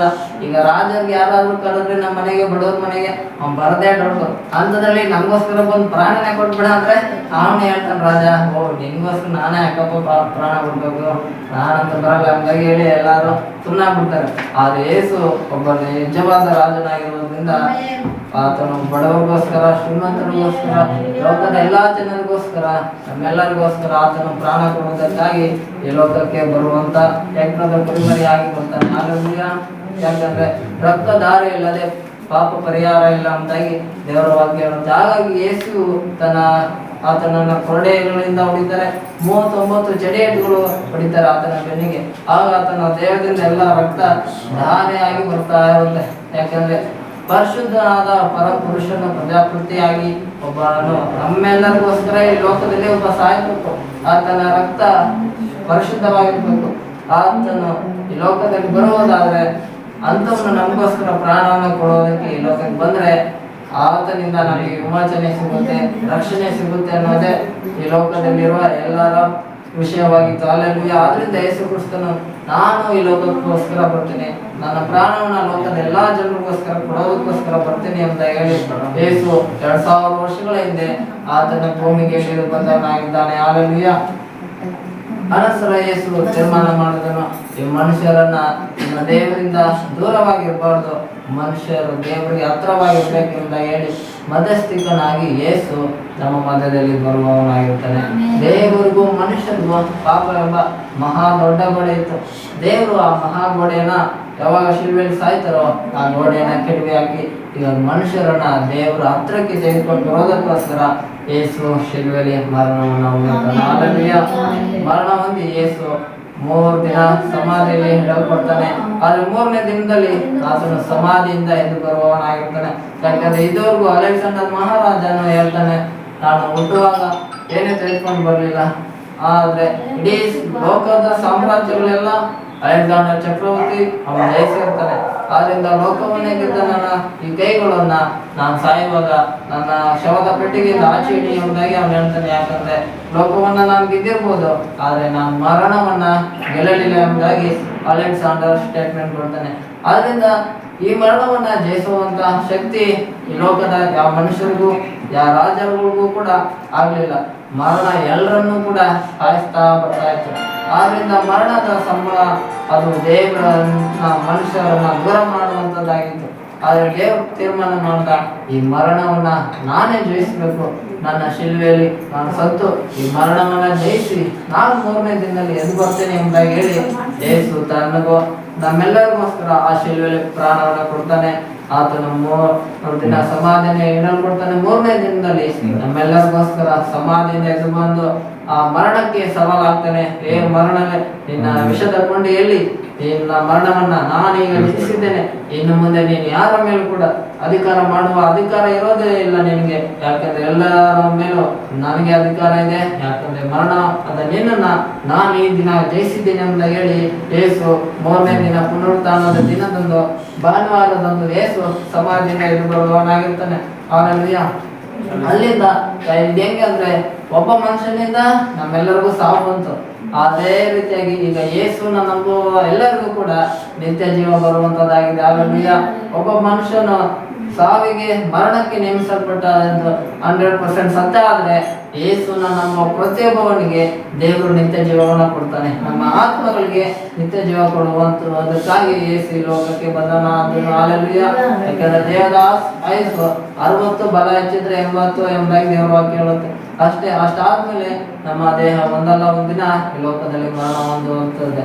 ಆದ್ರೆ ನಮ್ಮ ಆತ್ಮಕ್ಕೆ ನಿತ್ಯ ಜೀವ ಬೇಕಂದ್ರೆ ಅದು ಯೇಸುವಿನಿಂದ ಮಾತ್ರ ಸಾಧ್ಯ. ಆದ್ರಿಂದ ಯೇಸು ಹೇಳ್ತಾನೆ, ನಾನೇ ಮಾರ್ಗವು ಸತ್ಯವೂ ಜೀವವೂ ಆಗಿದ್ದೇನೆ, ನನ್ನ ಮೂಲಕವಾಗಿ ಹೊರತು ಯಾರು ಕೂಡ ಪರಲೋಕದ ರಾಜ್ಯವನ್ನ ಆ ಸ್ವರ್ಗದ ರಾಜ್ಯವನ್ನ ನೀವು ಸೇರಲು ಸಾಧ್ಯವಿಲ್ಲ ಎಂಬುದಾಗಿ ಯೇಸು ಹೇಳ್ತಾನೆ. ಆದ್ರಿಂದ ಯೇಸುವನ್ನ ನಂಬುವವರಿಗೆ ಯೇಸು ನಿತ್ಯ ಜೀವವನ್ನ ಕೊಡ್ತಾನೆ. ಈ ನಿತ್ಯ ಜೀವ ಯಾವ ಅಂಗಡಿಯಲ್ಲೂ ಸಿಗಲ್ಲ, ಎಲ್ಲ ಹುಡುಗರು ಸಿಗಲ್ಲ. ಯೇಸುನ ಹೃದಯದಲ್ಲಿ ನಂಬ್ಕೊಂಡಿದ್ರೆ ಸಾಕು, ನಾವು ಬಾಯಿಂದ ಅರ್ಕೆ ಮಾಡಿದ್ರೆ ಸಾಕು, ಯೇಸುವೆ ನೀನ್ ನನ್ನ ಹೃದಯದಲ್ಲಿ ಬಾ, ನಿನ್ನ ನನ್ನ ದೇವರಾಗಿ ಸ್ವೀಕರಿಸ್ತೀನಿ ಅಂತ ಹೇಳಿದ್ರೆ ಸಾಕು, ಯೇಸು ನಮ್ಮ ಹೃದಯದಲ್ಲಿ ಬಂದು ವಾಸ ಮಾಡ್ತಾನೆ. ಯಾಕಂದ್ರೆ ನಮ್ಮ ದೇವರು ಆತ್ಮ ಸ್ವರೂಪನಾದ ದೇವರು. 1 ನಿಮಿಷದಲ್ಲಿ ಭೂಮಿಗೂ ಬರ್ಬೋದು, 1 ನಿಮಿಷದಲ್ಲಿ ಅವ್ರ ರಾಜ್ಯಕ್ಕೂ ಹೋಗ್ಬೋದು, ಅವ್ರು ಎಲ್ಲಿಂದ ಎಲ್ಲಿಗೆ ಬೇಕಾದ್ರೂ ಹೋಗ್ಬೋದು. ಯಾಕಂದ್ರೆ ಆತ್ಮದ ವೇಗ ಇಡೀ ಬೆಳಕಿನ ವೇಗಕ್ಕಿಂತ ತುಂಬಾ ಫಾಸ್ಟ್ ಇರುತ್ತೆ. ಯಾಕಂದ್ರೆ ಬೆಳಕಿನ ಸ್ಪೀಡು 7 ನಿಮಿಷ ಬೇಕಂತೆ ನಮ್ಮ ಭೂಮಿಗೆ. ಸೂರ್ಯನಿಂದ ಬೆಳಕು ಈ ಭೂಮಿಗೆ ಬೀಳಕ್ಕೆ 7 ನಿಮಿಷ ಆದ್ಮೇಲೆ ನಮಗೆ ಟಚ್ ಆಗುತ್ತೆ ಬೆಳಕು. ಅಲ್ಲಿವರೆಗೂ ಈ ಭೂಮಿಗೆ ಬೆಳಕು ಸೂರ್ಯನಿಂದ ಟಚ್ ಆಗಲ್ಲ. ಹಾಗಾದ್ರೆ 7 ನಿಮಿಷ ತಗೊಳಕ್ಕೆ ಸೂರ್ಯ ನಾವು ಬಿಸಿಲು ನಮ್ಮ ಭೂಮಿಗೆ ಟಚ್ ಆಗೋಗ್ಬೇಕು ಅಂದ್ರೆ, ಆದ್ರೆ ದೇವರು ಫ್ರಾಕ್ಷನ್ ವಿತಿನ್ ಸೆಕೆಂಡ್ ಅಲ್ಲಿ ನಾವೆಲ್ಲಿದ್ರು ಎಲ್ಲಿ ಪ್ರೇಯರ್ ಮಾಡ್ರು ಅಲ್ಲಿ ಬರ್ತಾನೆ, ನಮ್ಮ ಪ್ರಾರ್ಥನೆಯನ್ನ ಕೇಳ್ತಾನೆ. ನಮ್ಗೆ ಯಾವ ಕಷ್ಟ ಇದ್ರು ಆ ಕಷ್ಟಗಳಿಂದ ಬಿಡಿಸೋದಕ್ಕೋಸ್ಕರ ಯೇಸು ಈ ಲೋಕಕ್ಕೆ ಬಂದವನಾಗಿದ್ದಾನೆ. ಹಾಗಾದ್ರೆ ಯೇಸುವನ್ನ ನಂಬುವವರಿಗೆ ಅದು ನಿಜವಾದ ಕ್ರಿಸ್ಮಸ್ ಆಗಿರುತ್ತೆ. ಯೇಸುವಿಗೆ ನಮ್ಮನ್ನ ನಾವು ಒಪ್ಪಿಸಿಕೊಡುವುದಾದ್ರೆ ಯೇಸು ನಮ್ಮ ಹೃದಯದಲ್ಲಿ ಬಂದು ವಾಸ ಮಾಡ್ತಾನೆ. ಹಾಗಾದ್ರೆ ಇದು ಯೇಸುವಿನ ಕ್ರಿಸ್ಮಸ್ಸಿನ ಶುಭ ಸಂದೇಶವಾಗಿದೆ. ದೇವರು ಈ ದಿನ ನಿಮ್ಮ ಸಂಗ ಮಾತನಾಡಿದ್ದಾನೆ. ನಮ್ಗೆ ನಮ್ಮ ಮುಂದೆ ದೇವರು ಆದಾಮನ ಕಾಲದಿಂದ ಒಳ್ಳೇದು ಕೂಡ ದೇವರು ಇಟ್ಟಿದ್ದ ಮನುಷ್ಯ ಮುಂದೆ, ನೀನು ಒಳ್ಳೇದನ್ನ ಆದ್ರೂ ಆಯ್ಕೆ ಮಾಡ್ಕೊ, ಕೆಟ್ಟದಾದ್ರೂ ಆಯ್ಕೆ ಮಾಡ್ಕೊ ಅಂತ. ದೇವರು ಆ ಮನುಷ್ಯ ಕೆಟ್ಟದನ್ನೇ ಆಯ್ಕೆ ಮಾಡ್ಕೊಂಡ. ಆದ್ರೆ ಒಳ್ಳೇದೇನಂತ ಅಂದ್ರೆ ಆ ತೋಟದಲ್ಲಿ ನಿತ್ಯ ಜೀವದ ವೃಕ್ಷ ಆಯ್ತು. ಅದೇ ಇದು ಕ್ರಿಸ್ಮಸ್ ಟ್ರೀ ಆಗಿ ನಾವು ಈ ದಿನ ಅಲಂಕರಿಸಿರೋದು. ಆ ನಿತ್ಯ ಜೀವ ವೃಕ್ಷದ ಮರದ ಹಣ್ಣು ಇದ್ದಾಗ ಅದೇ ನಾವು ತಿಂದಿದ್ರೆ ಶಾಶ್ವತವಾಗಿ ಆ ಮನುಷ್ಯ ಬದುಕ್ತಿದ್ರು. ಆದ್ರೆ ಮನುಷ್ಯ ಅದನ್ನ ಬಿಟ್ಬಿಟ್ಟ, ಒಳ್ಳೇದು ಕೆಟ್ಟದ್ದೇ ಬೇಕೆಂಬುದಾಗ ಯಾರು ಸಿಕ್ಕೊಂಡ್ಬಿಟ್ಟ. ಅಲ್ಲಿಂದ ಎಲ್ಲಾ ಮನುಷ್ಯರು ಈಗ ಒಳ್ಳೆಯದು ಮತ್ತು ಕೆಟ್ಟದ್ದು ಎಂಬ ಗುಣಗಳು ನಮ್ಮ ಪ್ರತಿಯೊಬ್ಬರಲ್ಲೂ ಉಂಟು. ಆದ್ರಿಂದ ನಾವು ಯಾರು ಕೂಡ 100% ಒಳ್ಳೆಯವರೇ ಅಲ್ಲ. ನಾವು ಎರಡು ಕೂಡ ಇದು ಮಿಕ್ಸ್ ಆಗಿದೆ. ಯಾಕಂದ್ರೆ ಮಿಕ್ಸು ನಮ್ಮ ಮೊದಲನೇ ಮನುಷ್ಯನಿಂದನೇ ಅದು ಮಿಕ್ಸ್ ಆಗಿ ಬಂದ್ಬಿಟ್ಟಿದೆ. ಅದನ್ನು ಯಾರು ಕೂಡ ಏನ್ ಮಾಡಿದ್ರು ಕೂಡ ಚೇಂಜ್ ಆಗಲ್ಲ. ಆದ್ರೆ ಒಳ್ಳೇದೇ ಮಾತ್ರನೇ ಬೇಕಂದ್ರೆ ಈಗ ನಮಗೆ ಇರೋ ಆಪ್ಷನ್ ಯಾರು ಅಂದ್ರೆ ಯೇಸು ಒಬ್ಬರೇ. ಯಾಕಂದ್ರೆ ಯೇಸು ನಮ್ಗೆ ಮಾತ್ರ ಒಳ್ಳೇದು ಮಾತ್ರನೇ ಇದೆ. ಆತನಲ್ಲಿ ಎಷ್ಟು ಮಾತ್ರವೂ ಕೂಡ ಒಂದು ಚೂರು ಕತ್ತಲಿಲ್ಲ, ಒಂದು ಚೂರು ಕೂಡ ಕೆಟ್ಟದ್ದು ಏನಿಲ್ಲ. ಯಾಕಂದ್ರೆ ಆತನು ಮಹಾಪರಿಶುದ್ಧನಾದ ದೇವರು, ಒಳ್ಳೆಯ ದೇವರು. ಆತನಿಗೆ ಮಹಿಮಂಟಾಲಿ. ದೇವರು ಇದನ್ನ ವಾಕ್ಯಗಳ ಮುಖಾಂತರವಾಗಿ ನಿಮ್ಮೆಲ್ಲರನ್ನ ಆಶೀರ್ವದಿಸಲಿ. ಆಮೇಲೆ ಹಲ್ಲೆಲೂಯಾ, ಆಮೇನ್. ದೇವರಿಗೆ ಮಹಿಮಂಟಾಲಿ. ನಾವೆಲ್ಲರೂ ಕಣ್ಣುಗಳನ್ನು ಮುಚ್ಚೋಣ, ನಮ್ಮ ಕಡೆಗಾಗಿ ಪ್ರಾರ್ಥನೆ ಮಾಡಿಕೊಳ್ಳೋಣ. ಕಣ್ಣುಗಳನ್ನು ಮುಚ್ಚೋಣ, ನಾವು ಪ್ರಾರ್ಥನೆ ಮಾಡಿಕೊಳ್ಳೋಣ. ಮಹಾಪರಿಶುದ್ಧನಾದ ದೇವರೇ, ನಿಮಗೆ ಸೋತ್ರಪ್ಪ, ನೀನು ಒಳ್ಳೆಯವನು, ಒಳ್ಳೆಯದನ್ನೇ ಮಾಡುವ ದೇವರೇ. ಇದುವರೆಗೂ ನೀನು ಜೀವವುಳ್ಳ ವಾಕ್ಯಗಳ ಮುಖಾಂತರವಾಗಿ ನೀನು ನಮ್ಮ ಸಂಘ ಮಾತನಾಡಿದಕ್ಕಾಗಿ ಸ್ತೋತ್ರ. ತಿಳಿಯಲಾರದ ಮಹತ್ತಾದ ಗೂಢಾರ್ಥಗಳನ್ನು ನೀನು ವಾಕ್ಯಗಳ ಮುಖಾಂತರವಾಗಿ ತಿಳಿಯಪಡಿಸಿ ಮಾತನಾಡಿದಕ್ಕಾಗಿ ನಾವು ನಿಮಗೆ ಕೋಟಿ ಸ್ತೋತ್ರಗಳನ್ನು ಆಚರಿಸುವವರಾಗಿದ್ದೇವೆ ದೇವರೇ. ಅಪ್ಪ, ತಂದೆ ಕರೆಯದೆ ಹೊರತು ಆತನ ಸನ್ನಿಧಾನಕ್ಕೆ ಒಬ್ಬರು ಬರೋದಿಲ್ಲ ಎಂಬುದಾಗಿ ನೀನೇ ಮಾತಾಡಿದ್ದೆ. ಅದಕ್ಕಾಗಿ ಸ್ತೋತ್ರ. ಹೌದು ದೇವರೇ, ನೀನು ಇಲ್ಲಿ ಬಂದಿರೋ ಪ್ರತಿಯೊಬ್ಬರನ್ನ ನೀನು ಕರೆದಿದ್ದೆ. ಅದಕ್ಕಾಗಿ ಸ್ತೋತ್ರ. ನಿನ್ನ ಕರೆಯ ಮೇರೆಗೆ ಇವರು ಇಲ್ಲಿ ನಿನ್ನ ಮುಂದೆ ಬರುವಂತೆ ಆಶೀರ್ವಾದ ಮಾಡಿದ್ದೆ. ಇವತ್ತು ಈ ಸತ್ಯದ ವಿಷಯಗಳನ್ನ ಅವ್ರ ಸಂಗಡ ನೀನು ಹಂಚಿಕೊಂಡಿದ್ದಕ್ಕಾಗಿ ಸ್ತೋತ್ರ. ಒಳ್ಳೆಯದು ಕೆಟ್ಟದ್ದು ಎರಡನ್ನೂ ಕೂಡ ನೀನು ಮನುಷ್ಯನ ಮುಂದೆನೆ ಇಟ್ಟಿದ್ದಿ. ಮನುಷ್ಯನು ಒಳ್ಳೇದು ಆಯ್ಕೆ ಮಾಡ್ಕೊಂಡ್ರೆ ಅವನು ಒಳ್ಳೆಯವನಾಗ್ತಾನೆ, ಕೆಟ್ಟದ್ದನ್ನು ಆಯ್ಕೆ ಮಾಡ್ಕೊಂಡ್ರೆ ಅವನು ಕೆಟ್ಟದಾಗ್ತಾನೆ ಎಂಬುದಾಗಿ ನೀನು ಇದನ್ನ ಮಾತನಾಡಿದಕ್ಕಾಗಿ ಸ್ತೋತ್ರ. ದೇವರೇ, ಕಂಪ್ಲೀಟ್ ಒಳ್ಳೆಯದಿರುವುದು ದೇವರೇ, ಅದು ನಿನ್ನಲ್ಲಿ ಮಾತ್ರನೇ ಆಗಿದೆ. ಅದಕ್ಕಾಗಿ ಸ್ತೋತ್ರ. ಹೌದು ದೇವರೇ, ನಾವು ಲೋಕದ ಜನರಂತೆ ಮನುಷ್ಯರಂತೆ ನಡೆಯುವುದೇ ದೇವರೇ, ನಾವು ನಿನ್ನಂತೆ ಬದುಕಬೇಕು, ನಿನ್ನಂತೆ ಜೀವಿಸಬೇಕು. ಮುಂದೆ ಒಂದಿನ ನಮ್ಮ ಆತ್ಮ ನಿತ್ಯ ಜೀವ ಹೊಂದ್ಕೊಂಡು ಆ ನಿನ್ನ ನಿತ್ಯ ಜೀವವಾದ ಪರಲೋಕ ಸ್ವರ್ಗ ಎಂಬ ಮಹಾರಾಜ್ಯದಲ್ಲಿ ನಾವೆಲ್ಲರೂ ಸೇರತಕ್ಕಂತೆ ನೀನೇ ನಮ್ಮೆಲ್ಲರನ್ನ ಆಶೀರ್ವದಿಸಿ ನಡೆಸು. ಈ ದಿನದ ಕೃಷ್ಣ ಆರಾಧನೆ ಪ್ರತಿಯೊಬ್ಬರಿಗೂ ಬಿಡುಗಡೆಯನ್ನು ತರಲಿ ದೇವರೇ. ನಮ್ಮನ್ನ ನಾವು ನಿಮ್ಮ ಕರಗಳಲ್ಲಿ ಒಪ್ಪಿಸಿಕೊಡುತ್ತೇವೆ, ನಮ್ಮ ದೇಹಾತ್ಮವನ್ನ ನಿನ್ನ ಕರಗಳಲ್ಲಿ ಒಪ್ಪಿಸಿಕೊಡುತ್ತೇವೆ. ದೇವರೇ, ಎಲ್ಲ ಹೊಸದಾಗಿ ಎಲ್ಲ ಜನರನ್ನ ನಿಂತನ್ನು ಆಶೀರ್ವದಿಸು ದೇವರೇ. ಅವರು ನಿನ್ನನ್ನೇ ಸ್ವಂತ ದೇವರಾಗಿ ಸ್ವೀಕರಿಸಿಕೊಳ್ಳುವಂತೆ ಹೃದಯದಲ್ಲಿ ನೀನೇ ಅವರನ್ನು ಆಶೀರ್ವದಿಸು. ನಮ್ಮನ್ನು ನಾವು ಅವರು ಒಪ್ಪಿಸಿಕೊಳ್ಳುವಾಗ ಅವ್ರ ಹೃದಯದಲ್ಲಿ ನೀನು ವಾಸ ಮಾಡು. ನಿನ್ನ ರಕ್ಷಣೆಯನ್ನು ಅವ್ರಿಗೆ ದಯಪಾಲಿಸು. ನೀನು ಒಬ್ಬನೇ ಲೋಕಕ್ಕೆ ರಕ್ಷಕನಾದ ದೇವರಾಗಿದ್ದೆ. ನಿನ್ನ ರಕ್ಷಣೆ ಅವರನ್ನು ಹಾಳಲಿ, ನಿನ್ನೆ ಅವರನ್ನು ಕಾಪಾಡಿ ನಡೆಸಿ ಎಂಬುದಾಗಿ ನಾವು ಯೇಸು ನಾಮದಲ್ಲಿ ಆಶೀರ್ವದಿಸ್ತೇವೆ. ದೇವರ ಯಶೋದಮ್ಮ ಶಿಷ್ಟರಾಗಿ ನಾವು ಪ್ರಾರ್ಥಿಸ್ತೇವೆ. ಅವ್ರನ್ನ ನೀನು ತಲೆ ಮುಟ್ಟು ಆಶೀರ್ವದಿಸು ದೇವರ. ಮುಂದೆ ಎಲ್ಲ ಸೈಟು ಬಿಸ್ನೆಸ್ ಜಮೀನೆಲ್ಲ ನಿಂತಾನೆ ಆಶೀರ್ವದಿಸಪ್ಪ ದೇವರದೆಲ್ಲ ರೆಂಟಿಗೆ ಬಂದ ವ್ಯಾಪಾರಕ್ಕೆ ಬೇಕಾದೆಲ್ಲ ಸಹಾಯ ಹಣಕಾಸು ನಿಂತಾನೆ ಸಹಾಯ ಮಾಡಿ ಆಶೀರ್ವದಿಸಿ ನಡೆಸು ದೇವರವರು ನಿಂತನ್ಕೊಂಡು ಆಶೀರ್ವದಿಸಪ್ಪ. ಅವ್ರು ಮಾಡೋ ಎಲ್ಲ ಕೆಲಸ ಕಾರ್ಯದಲ್ಲೂ ನಿನ್ನ ಶುಭ ಕೃಪೆ ಉಂಟಾಗಲಿ ಎಂದು ನಾವು ಪ್ರಾರ್ಥಿಸ್ತೇವೆ. ಅವ್ರು ಒಳ್ಳೆ ಆರೋಗ್ಯ ಸುಖ ಬಲವನ್ನು ದಯಪಾಲಿಸಿ ನಡೆಸು.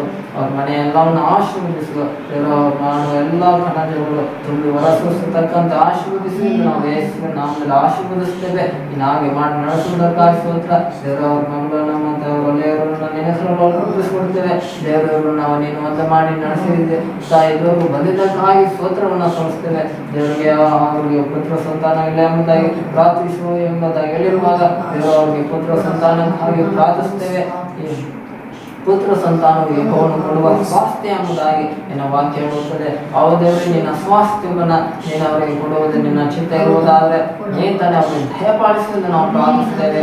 ಮುಂದಿನ ವರ್ಷಗಳಲ್ಲಿ ದೇವರಿಗೆ ಅವರು ನಿನ್ನ ಬಳಿ ನಿನ್ನ ಸನ್ನಿಧಾನದಲ್ಲಿ ದೇವರೇ ಒಂದು ಮಗು ಆಗುವತಕ್ಕಂಥ ಎಲ್ಲ ಕಾರ್ಯಗಳನ್ನ ಅದ್ಭುತಗಳನ್ನ ಅವರ ಜೀವಿತದಲ್ಲಿ ಮಾಡುವುದು ನಾವು ಪ್ರಾರ್ಥಿಸ್ತೇವೆ. ಇದು ಮನುಷ್ಯರಿಗೆ ಅಸಾಧ್ಯ, ಆದರೆ ಪರಲೋಕದ ದೇವರೇ ನಿನಗೆ ಎಲ್ಲವೂ ಸಾಧ್ಯ. ನೀನು ಕೇವಲ ಬರೀ ಬಾಯಿ ಮಾತಿನಂತಲೇ ಸಮಸ್ತ ಲೋಕವನ್ನ ಸೃಷ್ಟಿ ಮಾಡುವ ಸೃಷ್ಟಿಕರ್ತನು ನೀನಾಗಿರುವಾಗ ದೇವರೇ ನೀನು ಒಂದು ಮಾತು ಹೇಳುವುದಾದ್ರೆ ಸಾಕು, ಮುಂದಿನ ವರ್ಷಗಳಲ್ಲಿ ದೇವರೇ ಅವರು ಉತ್ತಮ ಮಗು ಆಗತಕ್ಕಂತೆ ನಿನ್ನ ಕೃಪೆ ಹಸ್ತವನ್ನು ಅವರ ಮೇಲೆ ಚಾಚು ಎಂದು ನಾವು ಪ್ರಾರ್ಥಿಸ್ತೇವೆ. ದೇವರ ಸ್ತೋತ್ರ, ಅವ್ರು ಮಾಡುವ ಕೆಲಸ ಕಾರ್ಯಗಳಲ್ಲಿ ನಿನ್ನ ಶುಭ ಕೃಪೆ ಉಂಟಾಗಲಿ ಎಂದು ನಾವು ಆಶೀರ್ವದಿಸ್ತೇವೆ. ದೇವರ ಅವರು ಹೋಗುವ ಬರುವಳೆಲ್ಲ ನಿಂತನೆ ಕಾದು ಕಾಪಾಡಿ ನಡೆಸುತ್ತೇವೆ. ಅಪ್ಪ ಅವರು ನಿನ್ನನ್ನ ಸ್ವಂತ ದೇವರ ಎಂಬುದಾಗಿ ಸ್ವೀಕರಿಸುವಂತೆ ಆಶೀರ್ವದಿಸು. ಹೃದಯದಲ್ಲಿ ದೇವರೇ ನೀನು ಅವರ ಹೃದಯದಲ್ಲಿ ವಾಸ ಮಾಡಬೇಕು. ಪ್ರತಿಯೊಬ್ಬ ಮನುಷ್ಯನ ಹೃದಯಗಳನ್ನೇ ನೋಡುವ ದೇವರು ಅವರ ಹೃದಯಗಳನ್ನು ಪರೀಕ್ಷಿಸಿ ಶೋಧಿಸಿ ನಿಂತನೆ ನೋಡಿ ಆಶೀರ್ವದಿಸುವುದು ನಾವು ಪ್ರಾರ್ಥಿಸ್ತೇವೆ. ಹಾಗೆ ಮಾಡಿ ನಡೆಸುವುದಕ್ಕಾಗಿ ಸೂತ್ರ ಈ ದಿನ ನಮ್ಮ ಸ್ನೇಹಿತರು ಬಂದಿರುವ ಎಲ್ಲರನ್ನ ನಿಂತನ ಆಶೀರ್ವದಿಸುವ ದೇವರ ಅವರಿಗೆ ಎಲ್ಲರ ಸಂಗಡ ನಿನ್ನ ವಾಕ್ಯ ಮಾತನಾಡಲಿ. ನೀನು ಅವರಿಗೆ ಜೀವನ ದಯಪಾಲಿಸುವ, ನೀನು ಅವರನ್ನು ಕಾದು ಕಾಪಾಡಿ ನಡೆಸುವೆಂದು ನಾವು ಪ್ರಾರ್ಥಿಸ್ತೇವೆ. ಅವ್ರು ಮಾಡುವ ಎಲ್ಲ ಕೆಲಸ ಕಾರ್ಯಗಳನ್ನು ನೀನು ಆಶೀರ್ವದಿಸಿ ನಡೆಸುವೆಂದು ನಾವು ಪ್ರಾರ್ಥಿಸ್ತೇವೆ. ದೇವರೇ ಈ ದಿನದೆಲ್ಲ ಆರಾಧನೆ ನೀನು ನಡೆಸಿಕೊಟ್ಟಿದ್ದಕ್ಕಾಗಿ ಸೂತ್ರ. ಮುಂದಿನ ಎಲ್ಲ ವಿಷಯಗಳನ್ನ ನಿನ್ನ ಕರಗಳಲ್ಲಿ ಒಪ್ಪಿಸಿಕೊಡುತ್ತಾ ಎಲ್ಲ ಘನಮಾನ ಮಹಿಮೆ ನಿನಗೆ ಸಲ್ಲಿಸುತ್ತಾ ಯೇಸುವಿನಲ್ಲಿ ಪ್ರಾರ್ಥಿಸಿ ಬಿಡುವುದಿವೆ ತಂದೆ. ಆಮೆನ್. ನಮ್ಮ ತಂದೆ ದೇವರ ಕೃತಿಯ ಕರ್ತನಾದ ಸದಾ ಕಾಲವು ಯೇಸುವಿನ ರಾಸಗಳು ಬರಲು ಸಭೆಯಾದ ನಮ್ಮೆಲ್ಲ ವಸಂಗಳಿಗೂ ಇರಲಿ. Amen, amen, amen.